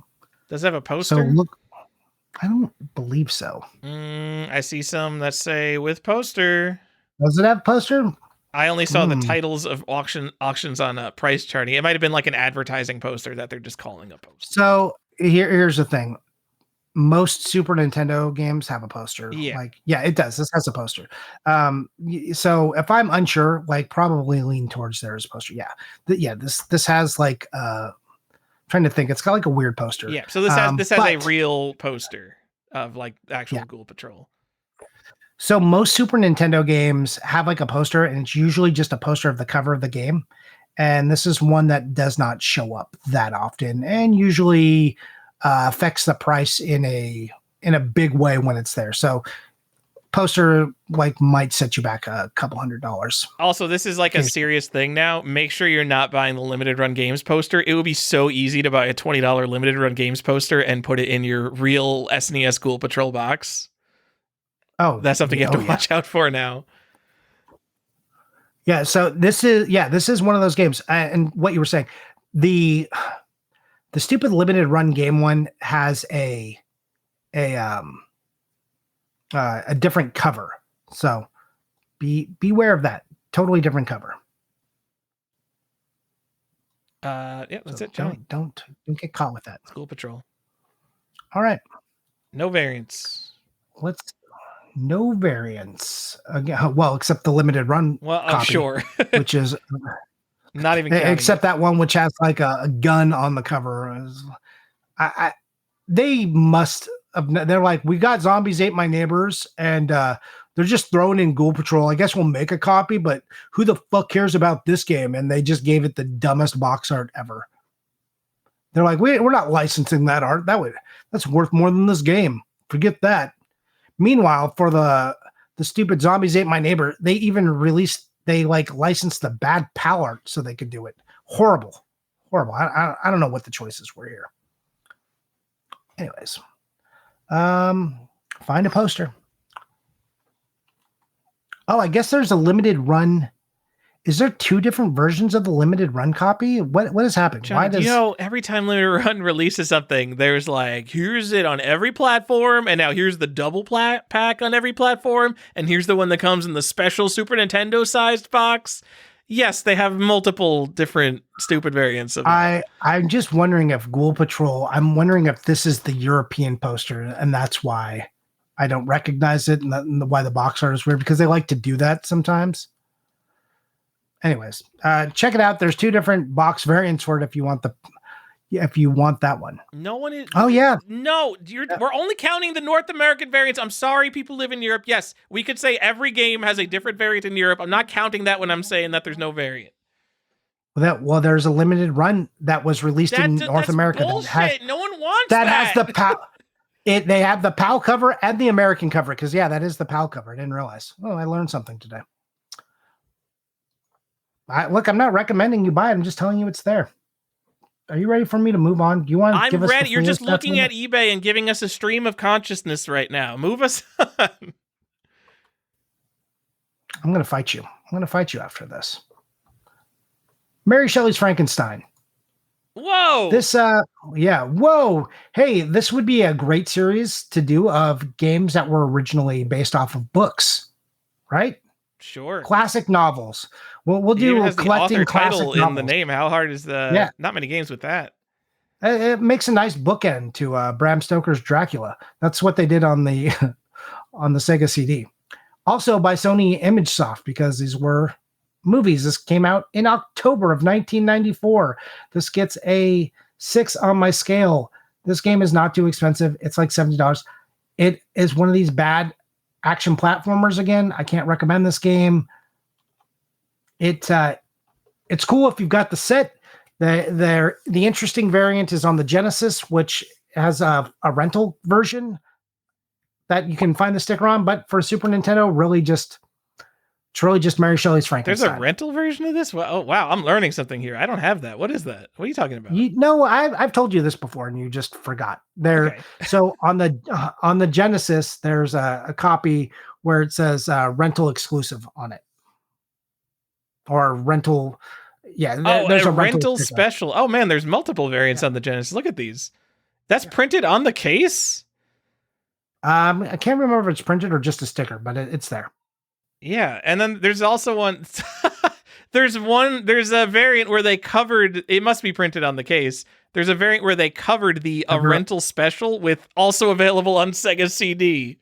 That's all. I need to get both of these variants. I don't know which ones I have. That's awesome. They're not too expensive, but they're more expensive than you'd think. Like on Super Nintendo, this game can fetch around $70. Or you said there's a sealed one for $300. I don't know if that's a good buy or not. So this looks like a game that has a lot of new old stock available. There's numerous sealed copies for $300. It sells more often sealed than CIB. In fact, this is an R6, which is rarer than most of the games we're talking about. But it definitely doesn't have a price premium. And this is one of those games where the sealed price is definitely keeping down the CIB price, which is cool. But that also means that I think if you ever want this game, you should buy it while the sealed copies are relatively cheap, because they're definitely holding down the CIB price. Not that I think anything is ever going to spike the price of Mary Shelley's Frankenstein, but I mean, this is the time to buy stuff like this. I mean, they could make again, it won't. I don't think there will be a wrong time to buy Mary Shelley's Frankenstein, but how far down is it going to go if it's an uncommon complete in box Super Nintendo game for $70? Yeah, it can't fall too far. Shall you want You want to go to the next game? You want to talk about Nosferatu? Johnny, tell me about Nosferatu. That sounds like, is that the most interesting? That's the first game I hear, and I'm like, oh, one of the Oh, high-end uncommon Super Nintendo games. so again, it is pretty interesting game. So obviously they're leaning into vampire lore. This is by Seta. It came out in October of 1994. This is a 6 on the scale, and it can be a little bit expensive. It came out in North America and Japan. It's got, I think you said about $450. This classic vampire stuff. The cover of this game is awesome. There is a very hard to find poster for this game. It's really annoying to get the poster for this. The box in Japan is way cooler because they just truncate the art here in North America. Just a lot of these games, just they made the poster a vertical poster, like Adam's Family and Nosferatu. A lot of these games just look better as Super Famicom games. It makes me sad, but Nosferatu is not. What is it like? It's kind of Prince of Persia-esque in the way you move through the game. It's so weird. It's a Japanese clone of Prince of Persia with a vampire theme. Yep. And you are, yeah, this is, the cover is so good. This game is worth owning for the cover. Such a good cover. Yeah. But the problem is the jumping is not precise. I mean, as you know, like in Prince of Persia, where it was like a little bit weird and the buttons are a little bit mushy when you play. So I mean, it's cool. I mean, yeah, if you know Prince of Persia, it's like fucky platforming. Yeah. It's for a very specific person who only played games between like 1983 and 1987 or whenever Prince of Persia came out, because it doesn't feel good. You have to like the way these kinds of games feel. Yeah, this is a game that requires you to learn the controls. But this is also an R6, similar to Frankenstein, but this game sells for like $500. This has so much more clout than Mary Shelley's Frankenstein. No one is going to look at Mary Shelley's Frankenstein in your collection and be like, oh. But people will look at Nosferatu and be like, oh, there it is. For whatever reason, it's worth 10 times as much almost. Yeah, and you said like $600, but if you find it with the poster, it can be more than that. I'm telling you, most of the poster, I think the one I saw on eBay, someone was asking $300 just for the poster, and the CIB will sell for $500. Yeah, you know what? The more, I mean, you kind of taught me this, that basically almost every Super Nintendo game has an exclusive poster, and or like, you know, a ton of them do. And that makes me not want to collect the set CIB because it sounds like a huge, expensive hassle. It is, and then knowing which print, because not every print of the game, not every print of it came with a poster. Yeah. Not saying for Nosferatu, every copy of Nosferatu might have had a poster, but who knows? Maybe it didn't. Maybe like the third print that they stopped throwing the poster in there. And that happened with a lot of games, especially if they became Majesco titles. Yeah, then suddenly they're just like, nah, we'll just cut the reg card. We'll cut out this stuff, the adverts, just make this a lot cheaper. And now you're like, is my game complete? And you live in this Schrodinger state of, should my game have a poster or not? We don't know. The problem is, because because we don't have all the info, we never will have all the info. And you know the poster exists, you want the poster, right? You'll never be happy not having the poster, so then all of a sudden every collector wants the poster, even though maybe 20% of the copies came with the poster. And that's why Super Nintendo prices for posters are out of control. Nightmare. It is just the worst. No meaningful variants except for the ones that don't have posters. So this is comparable to the price of Casper, let's say. Maybe a little cheaper than Casper. This Casper, no sealed copies. This on just Wata has 10 sealed copies. So who knows what determines prices? It's all made up. All the prices are made up. Maybe this gets more clout because it's a more interesting game because it's like Prince of Persia. But you know what? Honestly, when I'm thinking about like uncommon console games, like I'm not thinking about the gameplay that much. If it's like a platformer that's easy to understand is good, like a Mr. Gimmick or something, like all right. But how many people are buying Nosferatu are like, oh yes, I'm buying this for the gameplay. No, no one. But Yeah. this has a much cooler cover than Casper too. I don't know. Like the Casper cover gets me just like uncommon game alert. Like maybe I've been staring at too many Super Nintendo games kind of thing. I think so. Hey, are you ready to move on to a game that does have a variant? No way. Let's go. It's the collector info on the Collector's Quest podcast. Oh, I know. Porky Pig's Haunted Holiday. Just what you expected. This is kind of a weird game. Well, there's only one haunted holiday, and it is Halloween. Unless you say It like is. Dia de los Muertos. That could count. So this is an Acclaim game, and we've got some variants going on here. Do you know what the variants are? Can you guess? Majesco variant. Yeah, Because it's buddy, the Super Nintendo. You want a black and white manual or you want a color manual? Be careful because you gotta correctly marry your parts there, Tyler. You don't want a black and white poster or a black and white manual in your box that should have a color manual. So you gotta be careful because people will just blend anything together. They don't give a shit. So Anyways, I'm gonna get off topic because I don't actually care about Porky Pig's Haunted Holiday, Johnny. But you did mention the concept of marrying parts correctly. I believe our friend Joe, who made this rarity guide where we're getting these rarities from, by the way, Porky Pig's Haunted Holiday, that's an R4. He just searched out and was like real excited. He got a 5-screw pinball for the NES with a Famicom converter. Was it a pinball? I think it was a pinball.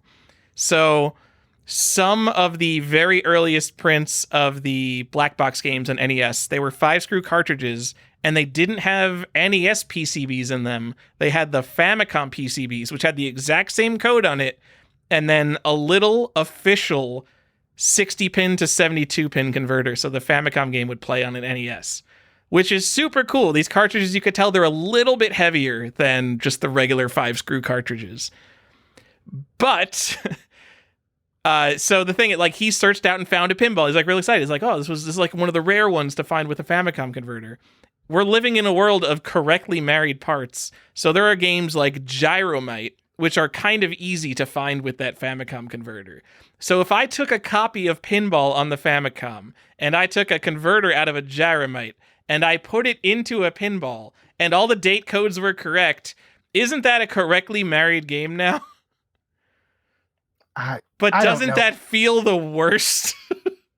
This is like Theseus's ship. We're making something that never originally existed, but technically it's all the correct parts.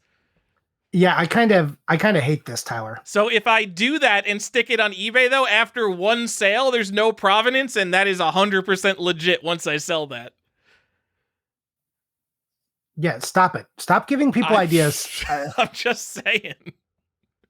It's correctly married parts. They're just parts. It's just components. You just put them together and you have a rare variant. Yeah, just do that. We can do that, it's right? The same thing like the GTA San Andreas.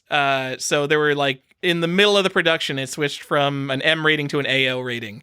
And so used stores like FYEs and Sam Goodies of the world, they got the rolls of AO ESRB stickers and they put them on all their used and new copies of the game. If you find a roll of those stickers and you just start putting them on copies, are those legit now? Because all those copies are like some guy in the stockroom was putting those stickers on. So if you put it on, you're just some guy putting it on. But the adhesive hasn't aged the same way, Tyler, because it was never peeled, so it was not air. And but you would have to unpeel it to know that, or do a glue test.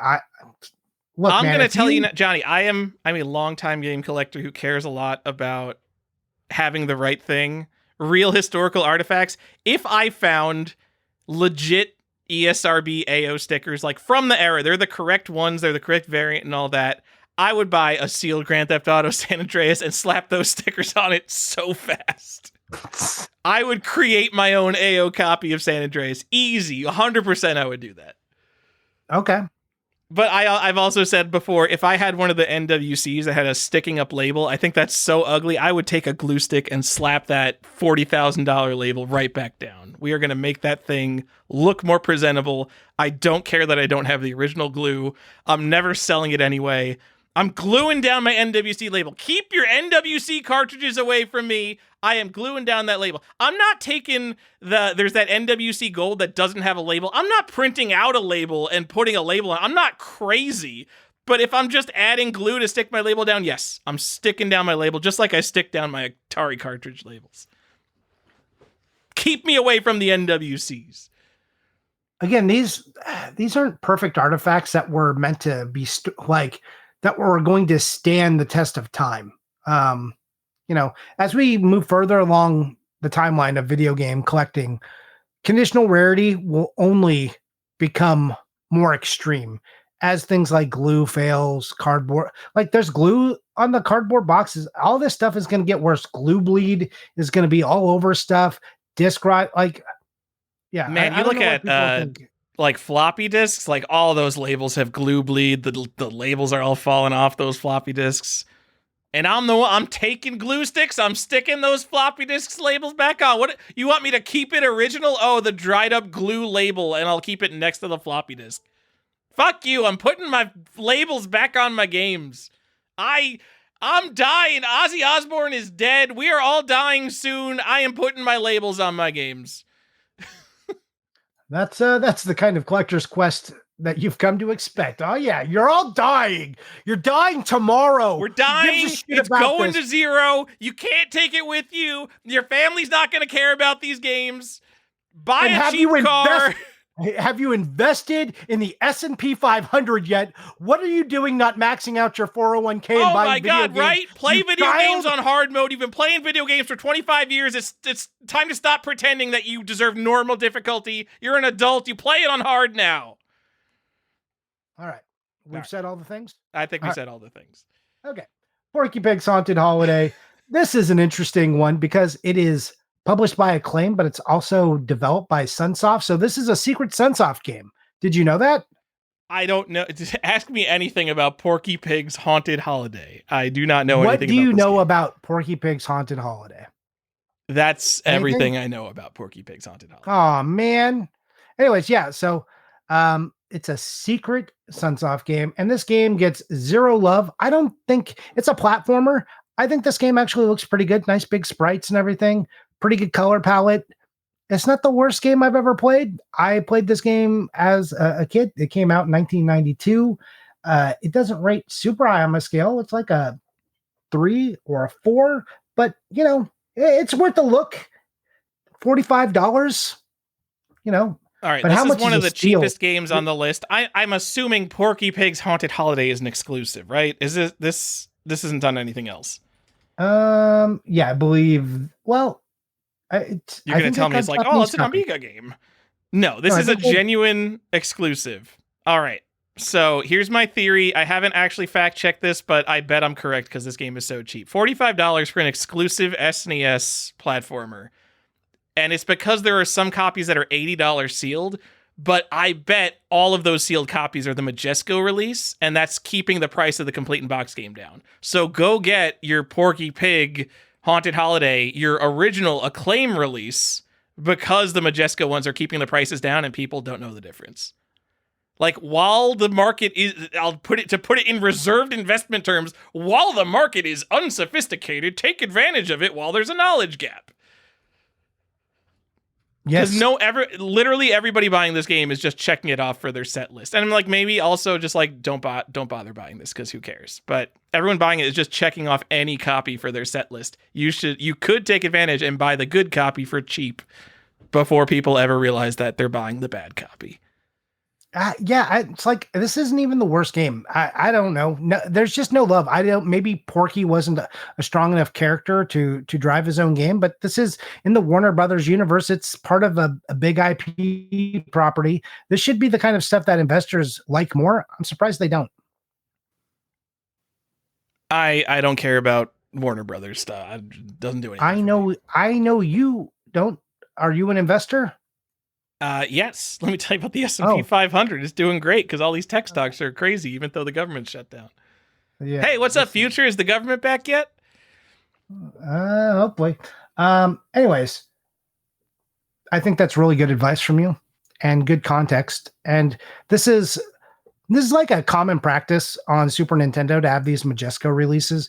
You should be checking your copies of Super Nintendo games if you're into it, like you're collecting Super Nintendo.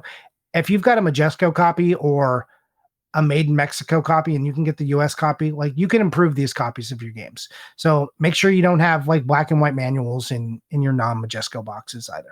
Okay, and because we do steamroll over concepts sometimes. So Majesco is a publisher who got the Oh, rights to republish a lot of really good games later in their life because before we were paying $70 to buy Nintendo Wii games over on the Nintendo Switch 2, once a game was like 2 years old, it was completely worthless. So Majesco bought the rights to a bunch of good games and re-released them with lower quality components. So worse cardboard boxes, black and white manuals instead of color manuals, no poster. So in general, you do not want a Majesco release. You want the original release, which often would be like a made in Japan release compared to a made in Mexico release because the Majesco releases were made in Mexico.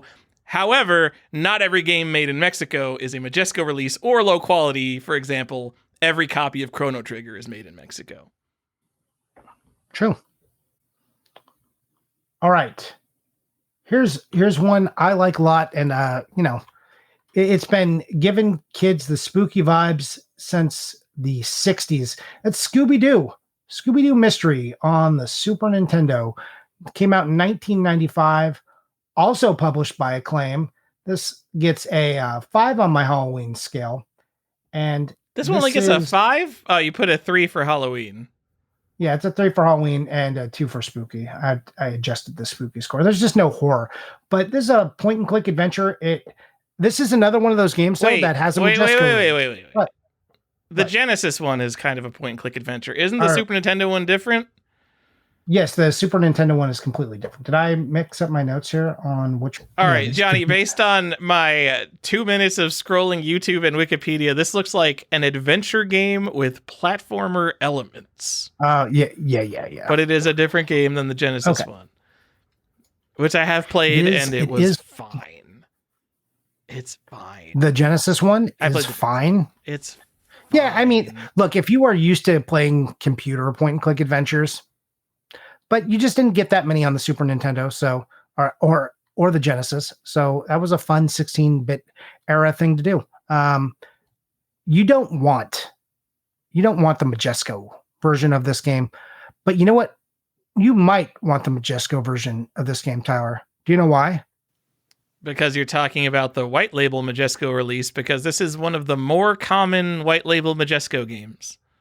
Yes, it is. Tell them what a white label Majesco game is, Tyler. At the very end of Majesco's SNES career, or maybe this was only in like one factory or something, but they had the rights to produce a bunch of cartridges, but then they only had the parts to build the cartridges.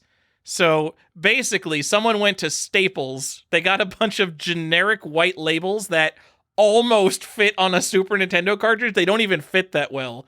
And they're these white labels with a red border.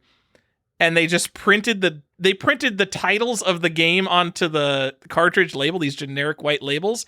They're not even usually correct. I think Scooby-Doo Mystery might just be called Scooby-Doo, for example. So they just kind of gave like a shorthand name, and then they sold them scotch taped in plastic bags. And there are a ton of these. There's not even a full list, but there are dozens and dozens of these. I've never seen someone with a really impressive collection of them because I know how many there are. And there might be some that like only a couple are known to be in collectors' hands type things. But there are definitely dozens and dozens of these games. And like there are some like Contra 3. There were a bunch of that came up new at stock on eBay. So I know a lot of people that have Contra 3. I know people with WrestleMania and Scooby-Doo Adventure and Mega Man X. But just like there's a ton of random obscure Majesco games that had this really weird bootleg looking release. So if you see a game that looks like it has a bootleg white label with a red border, these used to be like kind of worthless and like a curiosity, but now people want them. So you should get them. Yep, and that version will cost you about $70. Complete in box of this game also about $70, weirdly enough. But make sure you get the reg card. Yep, this is an R2. Just to give context on like what an R2 means for Super Nintendo. Scooby-Doo Mystery, a game. I'm just gonna venture a guess that you guys listening to this podcast have not played Scooby-Doo Mystery on the Super Nintendo. 269 copies of this sold within a 90-day period.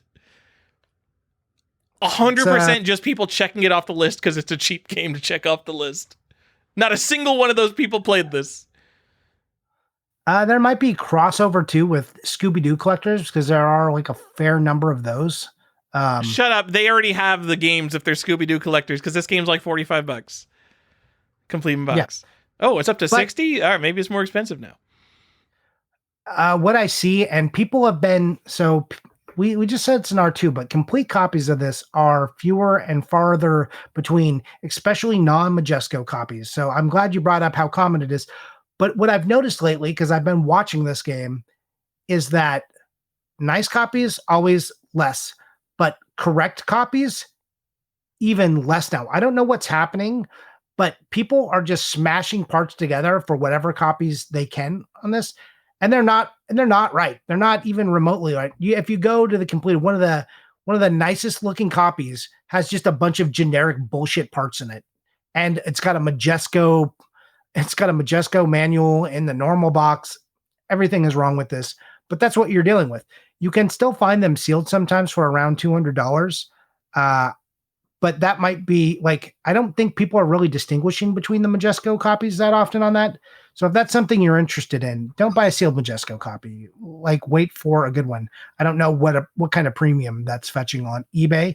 Obviously in auction houses, they're paying more attention to that stuff. So this is the kind of thing that gets me FOMO. I don't have the FOMO right now, but if I was like in the mood to like, I need to fill out some of the better stuff in my Super Nintendo collection. Let me go get some of the stuff on my want list that's on Super Nintendo right now. If I start going on eBay and I see Scooby-Doo Mystery, and yeah, there's a bunch of complete in box copies, but then I start looking and it's like, all right, these are all wrecked. These are all missing this piece. These are all Majesco. This one has like the wrong stuff pieced together. And I start to realize like, even for this super common nothing game, Scooby-Doo Mystery, like there's like 2 good copies on eBay and like one will be overpriced. I like start to panic. I'm like, shit, all the good game. If I don't get the games now, all the good games will be gone because look at how many of the good games are already gone. And 50% of all games that get shipped get damaged in the mail now. So the longer we wait, the more are just going to be damaged. It just stresses me out when I think about this stuff. Yeah. And again, if you do go through and you look at Scooby-Doo, look for correct copies of Scooby-Doo. You're going to struggle. Especially with all the components. They just don't exist. My Johnny, I'm going to say what I bought right now. I bought the pre-order box for World of Warcraft, which you just told me about. You're like, hey, I found this for $100 sealed, and that seems like a really good deal, so I'm buying that. And this wasn't even on my radar, but I'm like, yeah, all right, World of Warcraft pre-order, that's a really important game. I like that. So I bought one, complete in box, and it didn't get damaged in the mail, but this is an uncommon item. And the seller basically didn't have the right size box, so he just wrapped cardboard around it, just like, oh god, just like, fuck, get a box. That was like $80. Like, a box costs $1. Think of all the inflation that has happened. Like, everything is going out of control. You can go on Grainger.com or Grainger eBay and get 25 boxes of like whatever reasonable size you want shipped to your door for $25. It's $1. Just buy the box. It's my Why? That's my. We haven't had a rant on people don't ship games properly, and all games are going to be damaged, and we're all doomed yet. So there was that. Now they are. They're every single one. People do not know how to do this. I don't understand. how people are so bad at shipping. Tyler, I have received a fleet of games over the past 2 months, and all of them are shipped so weirdly. I look at them just like, who's doing this? I feel like I'm being attacked. Yeah. Like, did you do this to me on purpose? Like, why would you ship anything like this? What's And it's like wrong I wanna buy stuff from collectors, but like we've all been collecting for like years and years at this point. Like we've got most of the stuff. Like we're looking for like weirder stuff now. Like I don't know. And you know who's gonna have the weirder stuff? People who aren't collectors, Yeah, I unfortunately. want the stuff like I want Grandpa cleaning out his attic, and oh, we found the first print mystery house. One just hit eBay. First print mystery house, Johnny. Very $6,000. Buy it expensive. now, not even at auction. Who knows what it would go for in an auction? We'll never know because he's just going to leave it on eBay for $6,000 forever instead. God, I hate that. Anyways, this is also a Secret Sense-Off game. We've talked a lot about Scooby-Doo, but Secret Sense-Off game as well. All right. Last thing, I'm curious, maybe are we wrong about the Majesco stuff? Have we been incorrect? Because so many of these games come with black and white manuals, but they're in the non-Majesco boxes. Like, was there a point in which Acclaim started doing black and white manuals too or something? Oh, I would totally believe that. But is there a color variant for Scooby-Doo Mystery? There is, yes, there is a color variant for sure. So yeah, Acclaim might have switched over to black and white manuals. I don't know that, but Majesco definitely switched over to black. Oh yeah, Majesco. I'm just wondering if we've been shortcutting for so long. If we need to do a deeper dive on that, we might need to look into Acclaim manuals. Well, Josh Byerly will comment on this web zone and be like, "Oh, actually, yes. In 1994, Acclaim is a piece of shit publisher who switched over to black and white manuals because Acclaim makes dog shit games." Yep, and again, I think they were mostly printed out of Mexico for Acclaim. So, which is more often or not? Well, okay, all right. So here's what it is. So is it that there's a made in Japan Acclaim, made in Mexico Acclaim, and then the Majesco release? Because there are 3 variants of this game. Yeah, so that might be it. So Acclaim switched over to Mexico, and then they sold it to Majesco. Okay, yeah, that sounds reasonable. I will need to do further research. You know who just heard all this and knows the answer? It's going to be OGCIB. He knows. He knows everything about this stuff. These people as well. Well, I know they've got it written down, and I should have called them. Anyways, Tyler, let's go to the probably the ultimate Halloween game for the Super Nintendo. Fight me on this. The best deal on this list. Super Castlevania. What a game. Fun game. This game is awesome. What's my knock on this game? It's a little easy. It's a little easy. That's like my knock. Like, if you want to call that a knock, what is your opinion of Super Mario Brothers 3? What's your opinion of Super Mario World? Like, people complain that this game is easy. It's like a normal difficulty for a video game. If it came out on like what's like the Switch network on the eShop, it would be considered like a little bit difficult. I think maybe the disparity is because after like playing Castlevania 3 and Castlevania 1, you get to this and you're like, man, they really lightened up on me. Not that was you bad. Have too much mobility and your whip can go too many directions. It is definitely easy. But it's the best Castlevania. It's also great. Like, it's also great. Like, look, Castlevania just beat you down for 2.5 games. I don't know. I don't think Simon's Quest really beat you down unless it beat you down mentally. And like, this is your chance. It's like giving you a break. It's like you're getting all this mobility. It's like you just got the super mushroom in Super Mario, or the fire flower in Super Mario Brothers. Now all of a sudden you're just like running through and wrecking dudes. And you know what? It's fine to have one Castlevania game where you're not just like getting hit back into pits all the time. It's the one game where you're allowed to just go and fucking wreck dudes. And I guess the other game is Rondo of Blood if you play as Maria, which is kind of like the easy mode for that game. That's another game where it's fun because you could just go fucking wreck dudes as Maria. But you don't have to do that in Castlevania 4 because you could just play the regular game and you're wrecking dudes. And then it's like, it's a little bit hard at the end. It's not like a complete cakewalk. It's not McKids. No. What a great game. Fuck, I love it so much. And Real it's good. only Yeah. $150. This is like one of the best games ever made. It is absolutely, for me, like top 10 on the Super Nintendo. And it's $150. And there's no price difference between the Majesco and the Made in Japan release. And it doesn't even matter because this game came out like a month after the Super Nintendo launch. So there's a ton of first print copies anyway. Yep. You can find this game all day. What a wonderful game. If you don't own this, if this isn't in your collection, you've done something wrong if you care about this at all. Go. Castlevania games are great. Now, if I had to pick one to buy between this and Dracula X, I'm picking this one. It's the better game. I don't know. It's also like $1,000 less, which is not insignificant. I know that's not how collectability works, but man, just it's got worse box art. There's that. It does have worse box art. I don't care. No. I mean, at some point, you have to buy the games you like, and very obviously, I would pick this over Dracula X because of how passionate I am for Super Castlevania 4. Well, I just think you buy this, and then you buy a copy of Rondo of Blood, and then you're good. Then you're all set. Then you've done it right. Rondo of Blood on like the PC engine, you're saying? Yes, a real copy of Rondo of Blood, and then you spent less than you did on Dracula X, unless you're completing the Super Nintendo set. Then get them all, and then if you're a real idiot like me, go get Vampire Kiss. Out of the PAL territories. What's it called? Is it Vampire Kiss? Yeah. Okay.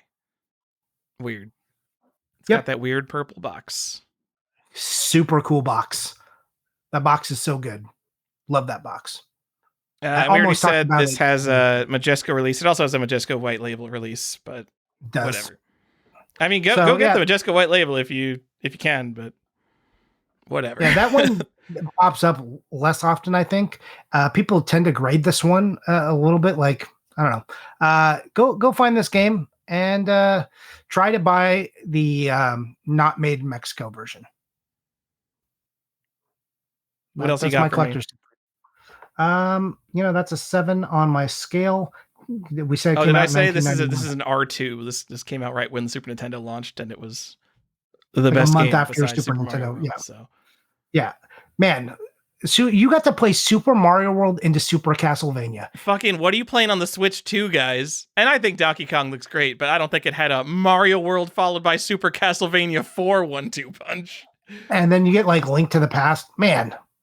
And you had Pilot Wings just hanging out in the background. Whew. Yeah, like your B-list game is still pretty great. It's not like it's not like, oh, we upgraded an NES game a little bit. It's like, oh shit, 3D? I'm playing 3D on my Super Nintendo. It's 1991. My mind is being blown right now. Yeah. Yes, exactly that. Yeah, I guess you want to know what came out? Good. Some might say it's one of the best consoles ever. Some might say that. I don't know who. Maybe me. Tyler, there's another game with a purple box over in PAL territory that you can get that also came out in 1991. It's Capcom's answer to Castlevania, or maybe Castlevania is Capcom's answer to Super Ghouls and Ghosts or Ghouls and Ghosts, Ghosts and Goblins. That whole lineage of games. What a confusing titling system they decided to use. Anyways, you can play this game on the Super Nintendo. Came out October of 1991. This game also came out in 1991? Yeah. Damn, you bought a Super Nintendo. You're just fucking set. Bangers. Dude. There was no waiting. Remember when you bought like a DS and there were literally 0 games to play on it for a year? Yeah. Super Nintendo's coming out with all-time classics. This game also not expensive. You can get it for like $100 to $125. You know what this game isn't? This game is not easy. It's not. But that also makes it an all-time classic. I think. I'm not saying that because it's difficult, it's an all-time classic, but it is a game that people go back to, I think, because it is interesting and difficult. It's not like a game you would beat once and then be like, all right, I beat it. Yep. Yeah, Super Ghouls and Ghosts rules. I think on one of the SNES episodes, I called this like the best deal on the SNES.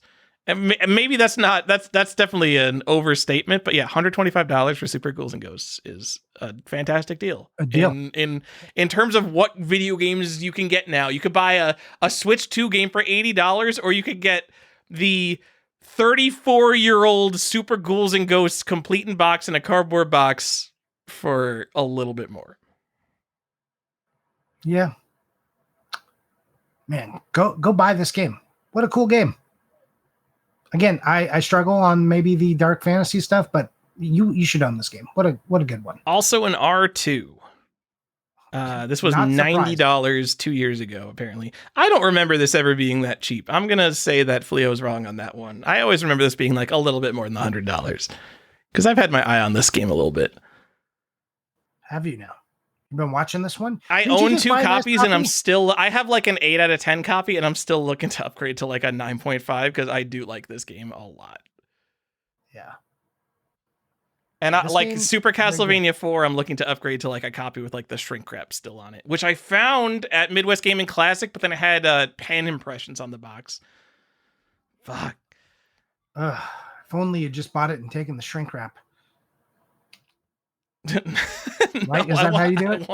I want the quality under the shrink wrap. So this is a scam. So like, don't pay for the shrink wrap, because I was recently looking at a copy of Super Mario Kart that had the shrink wrap, and your mind immediately thinks like, oh, if someone cared enough to keep the shrink wrap on the game, this must be in like 9 out of 10 condition. But sometimes it's like an 8 out of 10 condition, but it has the shrink wrap on.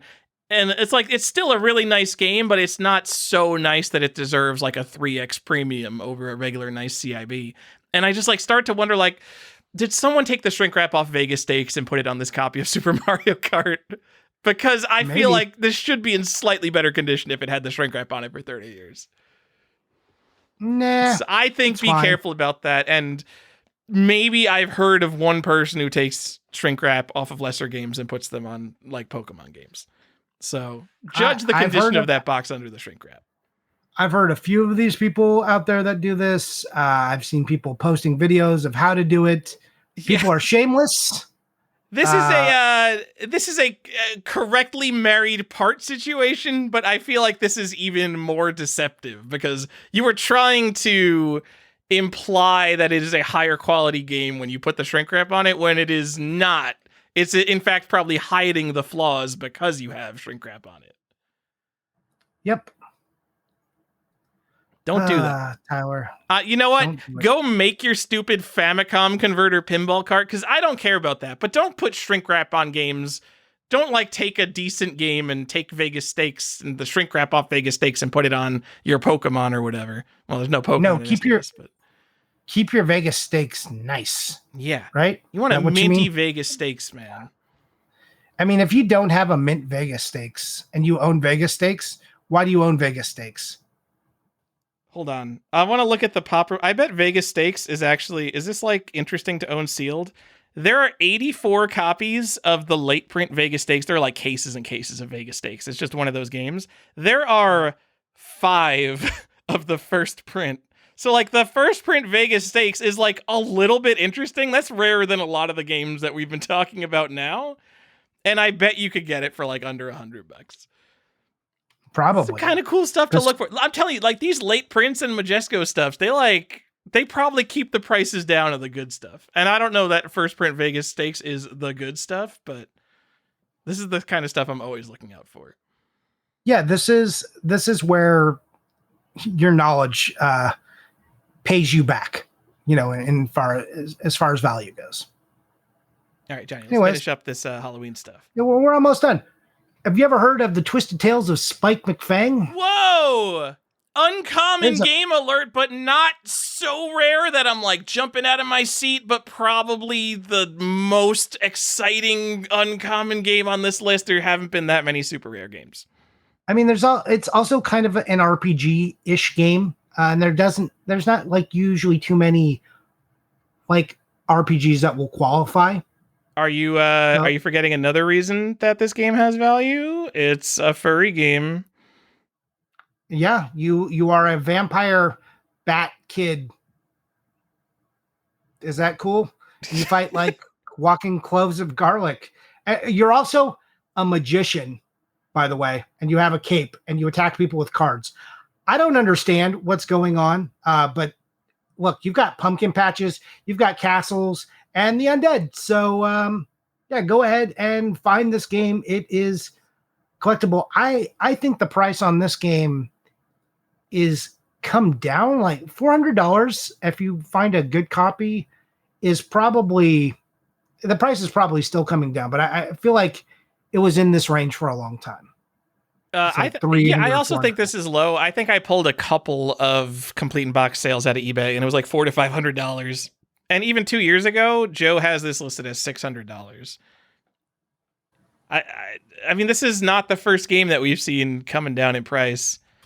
Is it just No. like I kind of have the same group of people I talk to in collecting circles, but like I don't know the last time I was talking to someone about not even rare, like random uncommon Super Nintendo stuff like Spike Mafang. Yeah. What is the Fleo have it at? Yeah, he Rarity had it at scale. 600 and it's come down to 400 or 500, and you definitely see that spike on like price charting. You see it spiked in 2022 and it's been coming down since then. What says rarity scale on it? What? R7, same as Casper, tied R7. for the highest. So, and Casper is considered like one of the last games ever released. This game is one of these annoying games that also has a rare poster. Again, it's a poster, and because it doesn't exactly look like it's supposed to go with this game, this is one of those posters that could have just been tossed elsewhere. Super Nintendo games did a really good job of just being like a cover, like a poster of the cover of the game. You're like, you bought the game, and here's a cool poster that you can hang up. But this is not one of those games. So, yeah, like it's may like have just gotten thrown away with other advert material, or just not every copy came with a poster because it does not show up very often.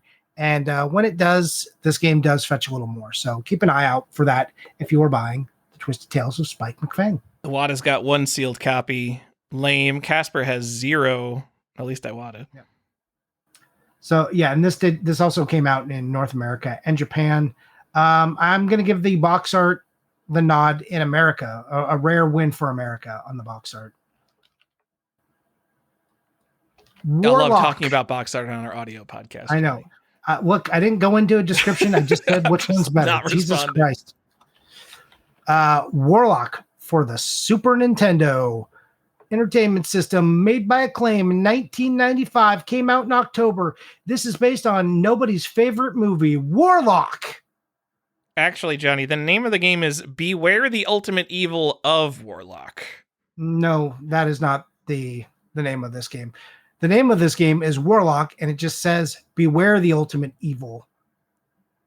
Okay? You are correct. We did look at both the manual and the title screen, and I agree with Johnny. I do like being very specific about my video game names, and I've conceded that most of the contents of this game call it just Warlock, not Beware the Ultimate Evil Warlock, like the title, like the box and the manual say. Yeah. But I do like those weird long names. Yeah, this is, and the name of the movie that it's based off is Warlock. This is also got some LJN stuff going on it. So you like you some LJN? Yeah, I'm fine with some LJN. Most underrated publisher of all time, LJN. Yeah, sure. Yeah, so this is LJN and Acclaim are together on this one. Acclaim, not the most underrated publisher of all time. Sure. Yep.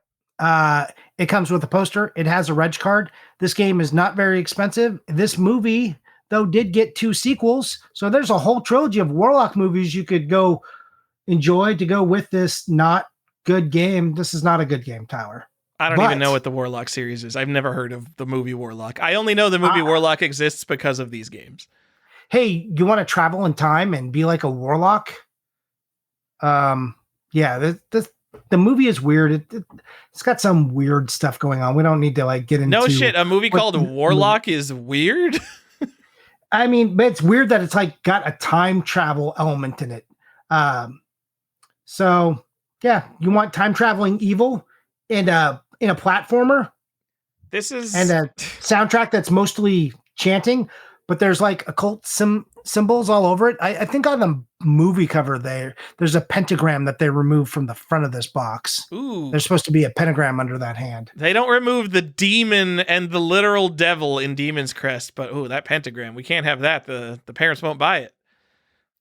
Yeah, again, side-scrolling adventure. You love it. This is or the you don't. cheapest game on our list at $40 complete in box. And Warlock is maybe the perfect example of a game where you buy a lot, like you find like 20 SNES games at a flea market, and this is just sitting in there and no one cares, man. No one. If you are spending your $40 or $45 and you're choosing between this and Porky, I would buy Porky. I would definitely buy Porky. Also, Porky's an actual exclusive. Yep, and this just came out. This was on the Genesis too. Yep, this came out later in the life of the console in 1995. But look, the graphics don't look like they benefited from that much. All right, this last one is definitely somebody's favorite game. Zombies Ate My Neighbors. And this one's got a variant that you get to talk about, Tyler. Came out in 1993. It's Konami. It's LucasArts. It's running and gunning. It is pulp. It's horror pulp fun. And it's, people love to play this game on Halloween. It's not too expensive. What are we talking CIB? $150 on it, but try to get yourself a nice one because people like this game. So you might as well have the nicest copy available. And $150, that's up because Fleo put it at 90, and this is only an hour or two. This is a very common game. I played this as a kid. I mean, also the price might be up. It might be when I'm looking at prices, we're looking in October, so it could be getting a Halloween bump right now. I don't know. I guess. Anyways, yeah, you want some awesome co-op action on your Super Nintendo. And just to be clear, this did come out on the Genesis as well, but the Super Nintendo one is the better version to play. People can fight me on that, but yeah, the Genesis version sounds like trash. Ugh. Yuck. I'm not even a guy who hates the Genesis, but I'm not a big fan of the Genesis version of this game. What else to say? Iconic box and a terrible box in PAL territories, and it's got a unique variant. Tyler, do you know about the variant of this game? I'm sure you do. The Made in Mexico box, which has a really stylized Super 90s art of a kid with a water gun. This used to be pretty obscure, Johnny, and then Limited Run Games re-released it, and I mean, and now it's not that obscure. Now everyone knows about it. They really, this is a case where less is more. Now more is just more. And they're just ruining this game. Like what was an interesting variant is now just like, oh, is that the limited run copy or a real one? And we say made in Mexico because we don't have a lot of interest. We don't have a lot of information on this. There are sealed versions of this. Lots of them typically have like palette cuts in it, like someone cut through the top of a box that went through all of them. When you see it, the flaps on this box, though, are weird. So the flaps on this game, if you don't know anything about the box construction, display boxes have certain flaps. Regular Super Nintendo games have certain flaps, so everything locks in, stays tighter. This one has like closer to display flaps than regular flaps. I don't know if this is like a weird late print variant, but when we look at the flaps of this box, we go, huh, that's weird. This isn't like other ones. Why was it made like this? So that's something you could puzzle over. I haven't done more research than just the initial, this isn't right. I haven't poured through, thousands of Super Nintendo games across, the United States and Europe to see if this flap type occurs more commonly. But yeah, it is distinct. I didn't even look up the current price of the variant cover. Oh man, but it used to be like $500 to $1,000, and it's like definitely more than that, right? And now I think it's got to be less. I think there's no way it's less than $500. What? Look. By the way, this gets a 7 on my scale. Warlock got a 6, and Twisted Tales of Spike McFang also got a 6. Super Ghouls and Ghosts gets a 7. In case we missed those scores. I'm looking on eBay. Is there even one? All right, someone has one listed for $45,000. That's a good deal. Oh, oof. Here's a $4,000 one. Another great deal. At least closer to reality. That's it. There's only 2 listed. That $40,000 one has to be sealed, right? Yeah. I mean, you shouldn't buy it. Oh, it's a 7.5A. Wow, great. Does Stefan have this sealed? Stefan was a big fan of this variant, I know. ex-host of the Collector's Quest podcast, Stefan Reese. Holder of the Nintendo Power Museum. That's it. Check it out. Does he have this sealed? It's apparently worth $40,000. Someone should let him know. Good. Someone should tell him. I don't know if he got it sealed or if he just had it. But yeah, I remember seeing people sealed. I remember looking at a sealed copy and going, nah, it's like $1,000. I'm not spending that. Oh, this price is actually 45678.9. Very funny. Oh. What do you think first line of this description is, Johnny?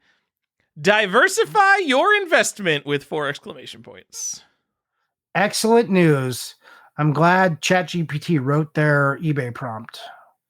Good news. Anyways, that's it. That's all the Super Nintendo games that I could put on this list. Johnny. And you might be thinking there's some missing, but there's not. Go ahead. I feel like I'm supposed to care about Zombies Ate My Neighbors more than I do. I've played Zombies Ate My Neighbors. I think it's fine. I think it's too long. I've played it a couple times co-op, and we both got bored before we beat it. Maybe we're just impatient kids. It feels like one of these things, like what's like a mediocre nostalgic 90s movie, like Free Willy or Time Cop. Like, imagine if like people were over the moon, like just telling you like, man, you gotta watch Free Willy. And you watch Free Willy and it's like, it's all right. It's very 90s. I get it. But like, really? We're still thinking about this movie? That's how I feel about Zombies Ate My Neighbors. And guess what? No one fucking talks about Free Willy anymore. That's not even a good example. I think that's fair. I don't think that's off base. Again, I think this existed at a time where you were playing co-op games and like on your couch, and this was, if you had siblings, you could just sit down and play this with them, and it didn't change the experience too much. It enhanced it. And that was at a time when that wasn't really happening that much. 2-player games were usually more combat oriented. Like, remember, everything was a fighting game or was just a side-scrolling beat 'em up. And this, had an excellent theme, and it made it stick in your brain. But I agree, it goes on a little too long. This is a game that probably could have benefited from some editing. Hey, Johnny, I'm going to recommend an alternative game that I've never played, but I think we can both agree. I don't think either of us have played this game, and both of us would be like, hell yeah, you should play that instead. It's a co-op overhead action game in the exact same format. It's the Fireman 2 Pete and Danny for the PlayStation 1. Oh. Yeah, or just play the Fireman. I don't think is the Fireman co-op though? Oh no. So I think the Fireman 2 is co-op, which is why I recommended that one. But yeah, the Fireman is better than Zombies Ate My Neighbors and way more interesting of a theme. I would just play the Fireman. Man, the Fireman on PS1 though you do get like dumbass loading times, which was annoying. All right. Forget about it. Just play Zombies Ate My Neighbors. Available now from Limited Run Games. I have played it because I bought it. Remember, I told you I bought it and put it in and tried it out. And I was like, oh, loading times. What is this? It's also very reminiscent of the first one. I love that it's a Christmas game. So good. Love that it's a Christmas game. All right. Okay, that's it. If you think things are not on this list that should have been, you let me know. I had someone like already kind of talking to me about it and be like, I can't believe you didn't put Super Metroid in there. It's like sci-fi, horror, deep, moody songs and everything and atmosphere. And I agree, except I think the intent for that game is not to be those things. I think it's supposed to be more action sci-fi than it is supposed to be horror, spooky, or Halloween. And that's why it didn't qualify. All right, Johnny, same reason to move on? We can, I was going to say, though, it's the same reason Alien qualifies, but Aliens does not. Intent matters. We are ready to move on. Tyler, I know you have a question for us, and I know we're going to look at the Discord and see the best things we saw. So, or say the best things we saw. Are you ready to do that? All right, Zach got a garage sale lot that was like straight out of 2005 because it was like an Atari 2600 with like 30 loose cartridges, loose NES console, and then like a stack of, I don't know, 15 Genesis games, a boxed Sega Nomad, 30 NES cartridges, and then like 40 shitty PS2 games. But yeah, I don't know. That's like a jackpot these days. I can't believe these kind of things are still out here. They do exist, I guess. Lots of people showing off their Game Boys. Clearvis showing off Haunted Halloween 86, so he gets my award because that is in the spirit. To be clear, not just Haunted Halloween 86, the NES homebrew from 10 years ago that boring fuddy-duddies bought. This is the Spirit Halloween exclusive released in 2025. What does the Spirit Halloween exclusive mean? I don't know, because literally every person on Earth bought this online. No one went to a Spirit Halloween to buy this. No, you couldn't buy it in store. It was online exclusive. Oh, okay, yeah. But I imagine, does this change something in the game? Does it like change the title screen? Does it change some sprites? I don't know, or maybe it just changes the box. I don't know. It's fine. I'm fine with this. I think it's stupid, but you know what? Stupid limited editions are part of the homebrew identity. See, don't call me inconsistent, because stupid limited run games exclusives, those are like bullshit collector traps. This is a bullshit collector trap, but part of the identity of NES homebrew is bullshit limited edition collector traps. Original homebrews were immediately like homebrews became like a thing starting in like 2007, 2008, and right out the gate they're like, I'm making a run of 100 cartridges, and they would like have an auction and you have to bid for a slot for each cartridge and stuff. That is what homebrew games have always been. So I support this stupid release that you shouldn't have really bought, but it's fine. Also, I'm going to celebrate any indie guy who gets a deal with Spirit Halloween. Like, good on you. You made it. Like, I mean, they're getting the cool. Right partnerships, sure. I want to know what the board meeting is. They're like, so we have this Nintendo game. Like, yeah, no, like the old Nintendo, like the 8-bit one. Ask your dad. So we have this game and we want to sell it through your website. We'll make a special box for you. And they're like, I guess we'll sell anything. But look, congrats to them. They got a deal done. I want to bring up something that was like an old man collector thing. Give it out to Milwaukee Retro Gamer, who got a sealed copy of International Super Soccer 99 on the Game Boy Color. Those of you who know, man, he stole this game. He's got the steal of like the month probably in the Discord. What a good pickup. I'm super jealous. Yeah, so this is, I remember last episode we were complaining that people weren't posting good enough stuff in the Discord, and then he's coming at us with the sealed International Superstar Soccer 99 US version. This is, I don't know what the rarest Game Boy Color game is, but this is like what, top 5? Top 5, yeah, for sure. Yeah, that's some good stuff. I still get excited when I see that. And Galdius is out here just showing every awesome Playtronic thing that ever existed. It's just like, okay, Galdius. Wait, did he buy this? He bought this $200 one on eBay? Yeah. Dude, as I said, he stole that game. I am jealous. Man, sealed? I mean, I don't know how many people are looking for that, but that sure feels like it would be worth more than that. Damn, yeah, I would, in a minute, give you $200 for that. According to price charting, this game sells for $200 sealed, but it sells like once every other year.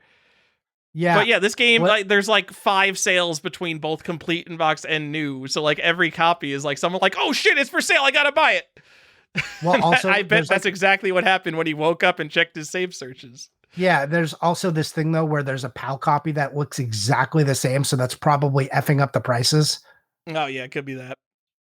So I literally, I don't know if I've ever seen a sealed one. Yeah. He stole this game. Congrats to you for your theft. Good one. Again, I'm jealous. That's not shade. Like, what a good deal. Anyways, Tyler, you got a question for us, or are we still out of questions? No, people added some more questions. Let me go get a question. Jason of PlayStationLibrary.com asks, what are your worst and best video game investments based on time actually playing the game versus how much you paid for it? Oh, like that's kind of easy for you, right? It's RuneScape. I think so. RuneScape I had to pay monthly for eventually. I think Diablo 2 was a better investment because I probably spent like $50 total on that game. Because I remember I specifically bought the $20 battle chest at Walmart. And then I probably bought like 8 or so CD keys from like bootleg CD key websites because you had to, back in the day, you had 8 characters per Diablo 2 account. And if you were playing Diablo 2 like it was your religion, you had to just like start buying. You had to buy additional copies of the game so you could store all your fucking items. Let me tell you, kids, you don't know how good you had it. Things used to be a hassle back in the day. You would have to like start a game, and like I didn't have my friends to help me all the time, so I'd have to start a game, drop my items on the floor in an obscure part of the game, and then really quickly log into my other account. And the game would stay up for like a minute if you left the game and no one was in it. And you had to like quickly get back into the game and pick up your shit. Just. That sounds terrible. Yep. It was a time. The 2000s were cool. But yeah, it's probably Diablo 2. I played a lot of Diablo. Like over 1,000 hours definitely of Diablo 2. And then my other one would probably be, just because I only paid probably $20 for it, V Rising. I also played for 1,000 hours. So. $20 what is that? $1 gets me 50 hours or something. That's like a ridiculous deal. Let's see. I paid for City of Heroes. I think I paid for a year in advance. That was like $100 for the subscription. So I got a lot of use out of that. WoW. And man, any of the Call of Duties, because you need the Xbox Live subscription, but you needed that for everything else you were doing anyway. So that cost is a little bit offset. And I played the fuck out of some Call of Duties. So yeah, you're right. I'm the nerd here. Tell me more about RuneScape. Also, what RuneScape, the most popular MMO. What an obscure pick. How could you possibly play that? I didn't say it was like off the beaten path. So you're going to call me a nerd while you're out there clicking? Johnny, some of our parents had Tylenol during pregnancy, and here we are 30 years later, and we're middle-aged men playing RuneScape. What can I tell you? Okay, it happened. I just want to let you know that Jason's what do you know what Jason's answer to this question is? No. Take a guess. What do you think? You know Jason, he's like a PlayStation guy, so it's going to be a PlayStation game. It's a multiplayer.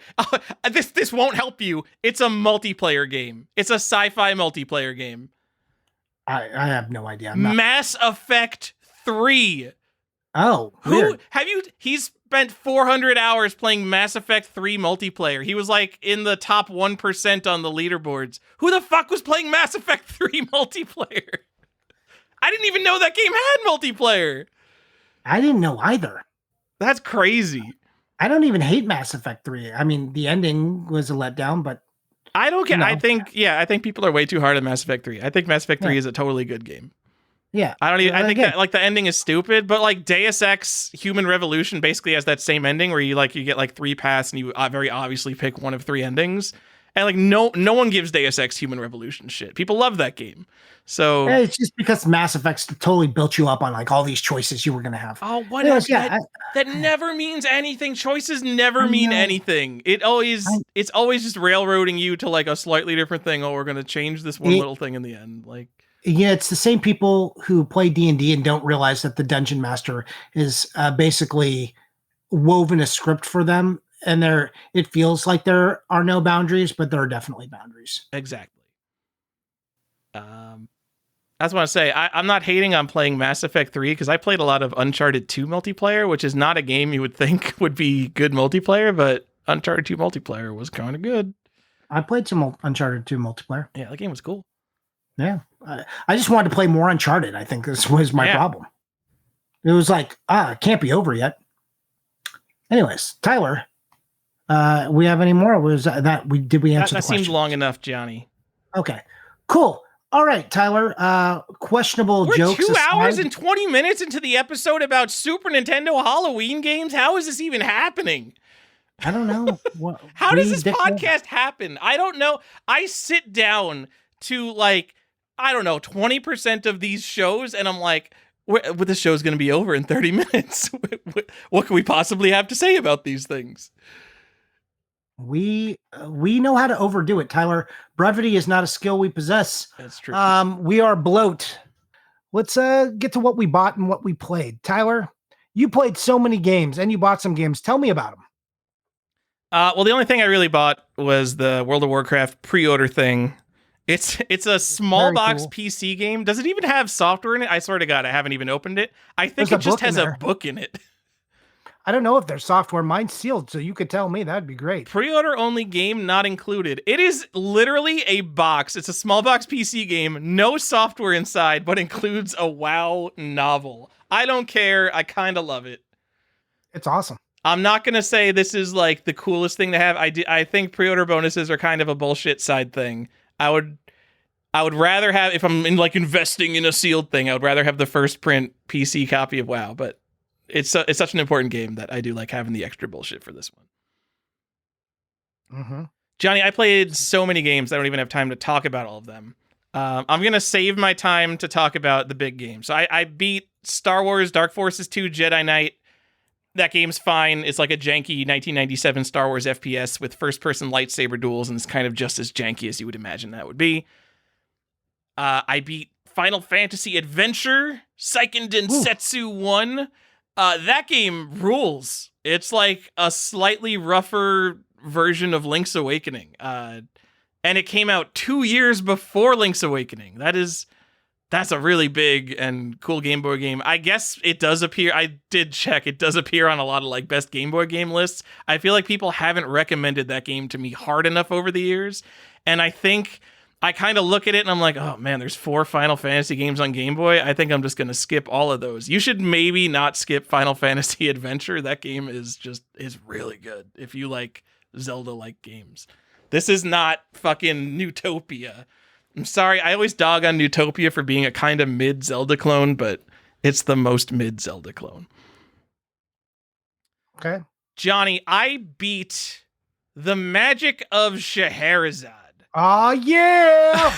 Collector's Quest pick of the week and year. I bring it up so often as an NES game that no one will ever care about, so I figured I had to play it.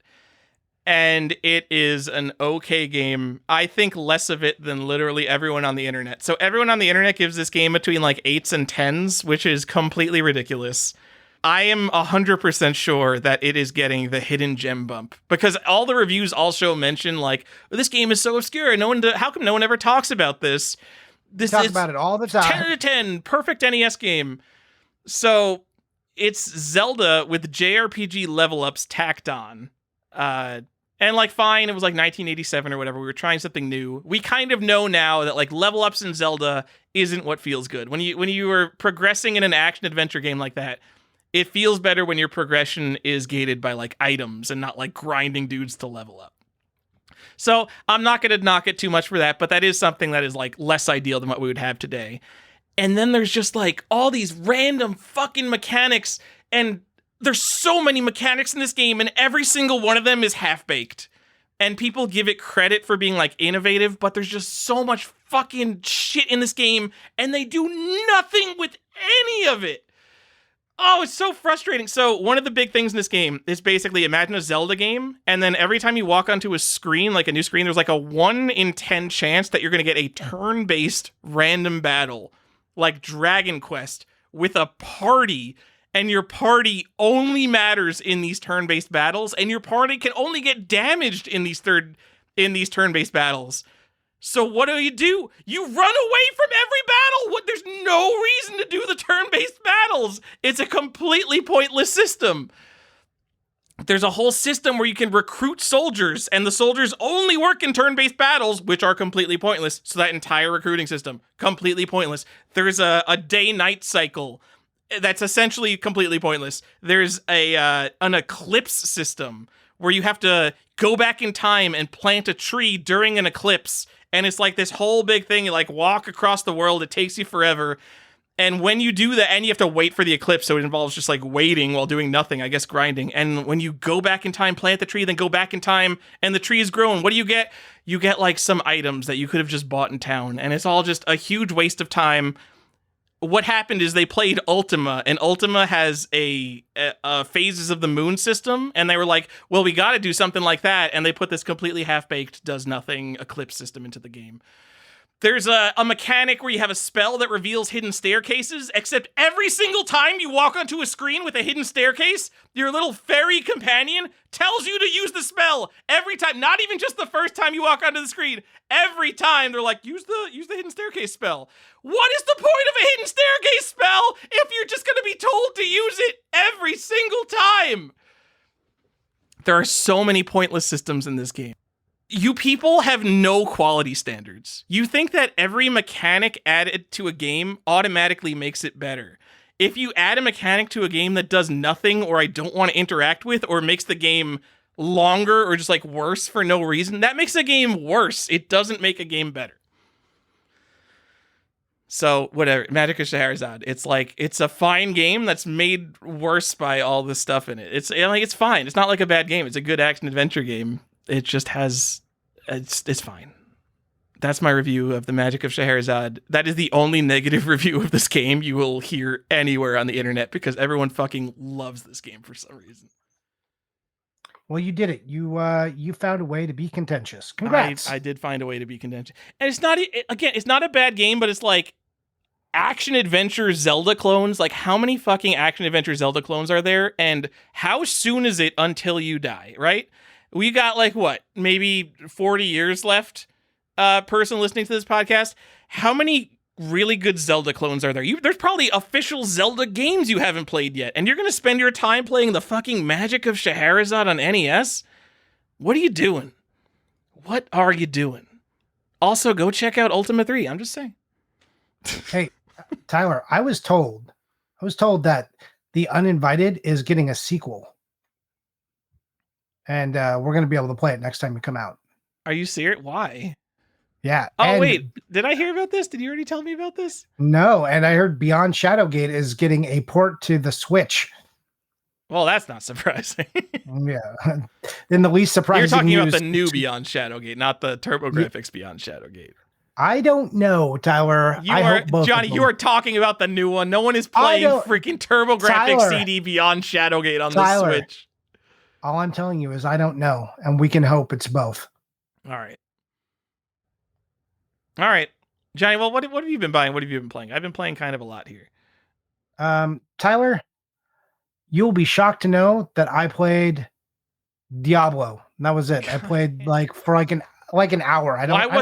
See, Diablo 2 was my best bang for buck investment. How come Diablo 4 wasn't your best bang for buck investment? It probably is. I don't know. I just didn't think about it. But like I said, I haven't done much playing, Tyler. I did do some buying. You want to hear about it? You want to hear about these awesome games I bought? Have you ever heard of Age of Enigma: The Secret of the Sixth Ghost on the Windows PC? Came out in 2011 in a DVD case. Cool. All right. Oh, yeah. I bet that's a game no one has ever bought for a game collection intentionally. Yep. No, this is definitely something that was just in a lot of computer games that you were supposed to throw away or redonate. Ghostmaster. You ever heard of Ghostmaster? Small box PC game. I have heard of Ghostmaster because that was a game that they had at Big Lots back in the day. They used to sell $4 and $6 small box PC games, and Ghostmaster was one of the games I bought from Big Lots. Yep. I paid more than $6. I paid $12. Pretty cool. I bought House of the Dead. You like House of the Dead, so wait, right? Ghostmaster, that's kind of like Haunting starring Poltergeist, right? You don't care. Whatever. What am I talking? Kinda. These are just random horror games for the horror collection here. Well, I bought this one specifically because it also came with a free copy of Ghostbusters. What? So that's how you know it's not first one. Yeah. I don't know. Weird. It's on there. Bought a copy of House of the Dead for the PC. That's cool. What? House of the Dead on the PC. Came out in 1996. So wait, I thought the whole thing with House of the Dead is that they lost the source code for the game, and that's why there's no port of it. So is this a remake? Was this like a made from scratch version of House of the Dead for PC? I don't know the legacy behind it, but this was 1996, and there's a bunch of different copies of this. It's got a cool box though. Maybe my assumption was wrong. I don't remember what's... Yeah, when you say stuff like lost source code, that is also something that collectors would make up. Like, oh, it sold 10,000 copies. So maybe that's what I'm thinking of. Wait, came out in So 1996. House of the Dead, it says, came out in 1997. is this maybe I've got my date wrong. I thought it was 1996 on this. I was looking at the box. Did Oh, it was I 1998 for the Windows version. oh, okay. Sorry, I just mistyped. Tyler. Anyways, that's a cool one. House of the Dead has so many variants, by the way. I did like a deep dive on House of the Dead variants, and it's obscene. It's obscene. Another annoying thing about House of the Dead, did you know that House of the Dead has no zombies in it? That's incorrect, Johnny, because House of the Dead is a game about shooting zombies. No, Tyler, it's a game about shooting mutants. That sounds like some Resident Evil virus bullshit where it's like, No, they're not zombies, they're infected. No, they always refer to them as mutants, except for like in the marketing material where they call them zombies. And everything about them is made to look like zombies, but they are mutants, Tyler. All right. Also, fun fact, did you know that the first House of the Dead game is not actually House of the Dead? Chronologically, it's House of the Dead Overkill. Wait a minute, Johnny. House of the Dead, chronologically, House of the Dead Overkill is the first because it like takes place in the 70s? Yeah. All right. I can't, if there's a House of the Dead canon, I refuse to believe that they actually count House of the Dead Overkill. They kind of count it. They are unsure what to do with it because it kind of straddles the line between canon and parody. Right? So yeah. Yeah. So there, people who are deep in the lore of House of the Dead are conflicted. Also, House of the Dead is Overkill, especially the extended cut on the PS3, is a wild fucking game. Just a wild game. If you have not checked this game out, you should. All right, Johnny, I just need to maybe criticize your purchase here because I am on eBay looking up House of the Dead variants. Did you buy this expert software copy? I bought 2 copies. Oh, okay. All right. I'm okay as long as you got a real copy. So expert software. Oh, wow. You got this $100 one? Oh, That was a deal. This one looks nice. Oh, well, it's kind of fucked up, but yeah. $100. Hey, that's not a common PC game. So expert software, if you guys don't know, it's kind of like this Majesco deal where you don't want no expert software games. They're a budget PC game distributor, one of these companies that you see all the time making shitty versions of games. You don't have time in your life for budget releases of games. Just go get original games. There are so many games you could buy that aren't budget releases. Why are you wasting your time with budget releases? Because they are great. Everyone loves a deal. Anyways, House of the Dead, Tyler, woo!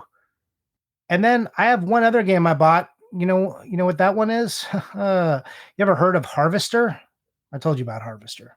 I've heard about it because you told me about it.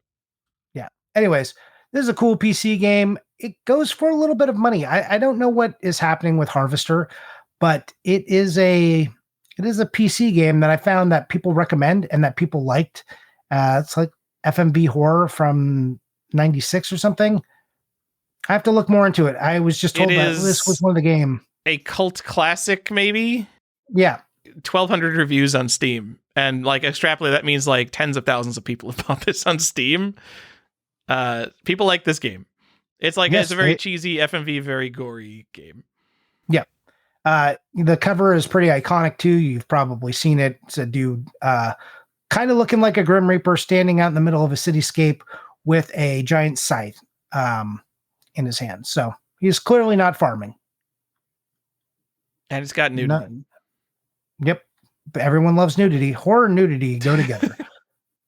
So yeah, this was like, I felt like I got a deal on this one. Because if you look at like big box versions of this, they like normally the case alone sells for like $50 to $70, and I got the big box one for like $160, and I definitely saw them listed at more than that. You got a deal. Well, you could have just bought it on Steam for $6, but you got a deal other than that. Also, I don't know. Do you know who, or do you know? Let's ask if you know this game first. Do you know about the Residents? Do you know who they are? I don't. Are they the ones who are evil and living in that house? No. The Residents are a band, right? They're like this weird kind of rock band, experimental rock band that had their faces covered the whole time. So you usually wore like these giant eyeball masks. Yes, like Lordy or Guar. Got it. Okay, yeah, but before that. Anyways, they were always in the like interactive art scene, and for some reason yeah, I'm not exactly sure on the timeline of the Residents, but they contributed to a couple of games and books and interactive art. And I don't know how they got caught up in this game called Bad Day on the Midway, but they are part of it. And I think the full identity of the Residents has never been released. I think they know who the lead singer was because he died, but we're unsure. It's still part of lore.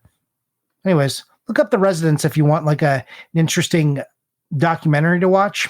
So learn about the Residents.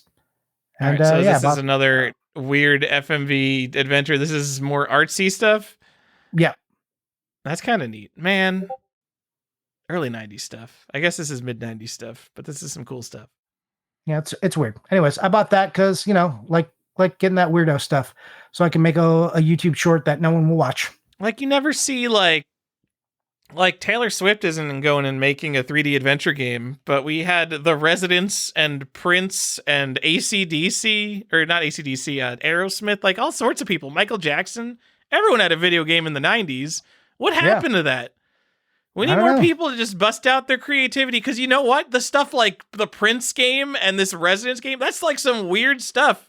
It's not just like, oh, how about we make a third-person shooter with like you're brown and like they have random chest high walls and you shoot guys with machine guns. Like, I don't know, like this is weird stuff. I like it. Yeah. That's it. I bought a lot of dumb stuff. So that was me. Didn't play, but this was like stuff I bought over like a month and didn't want to talk about some of it because, we were getting a Halloween season and I wasn't sure if I was going to post it or not.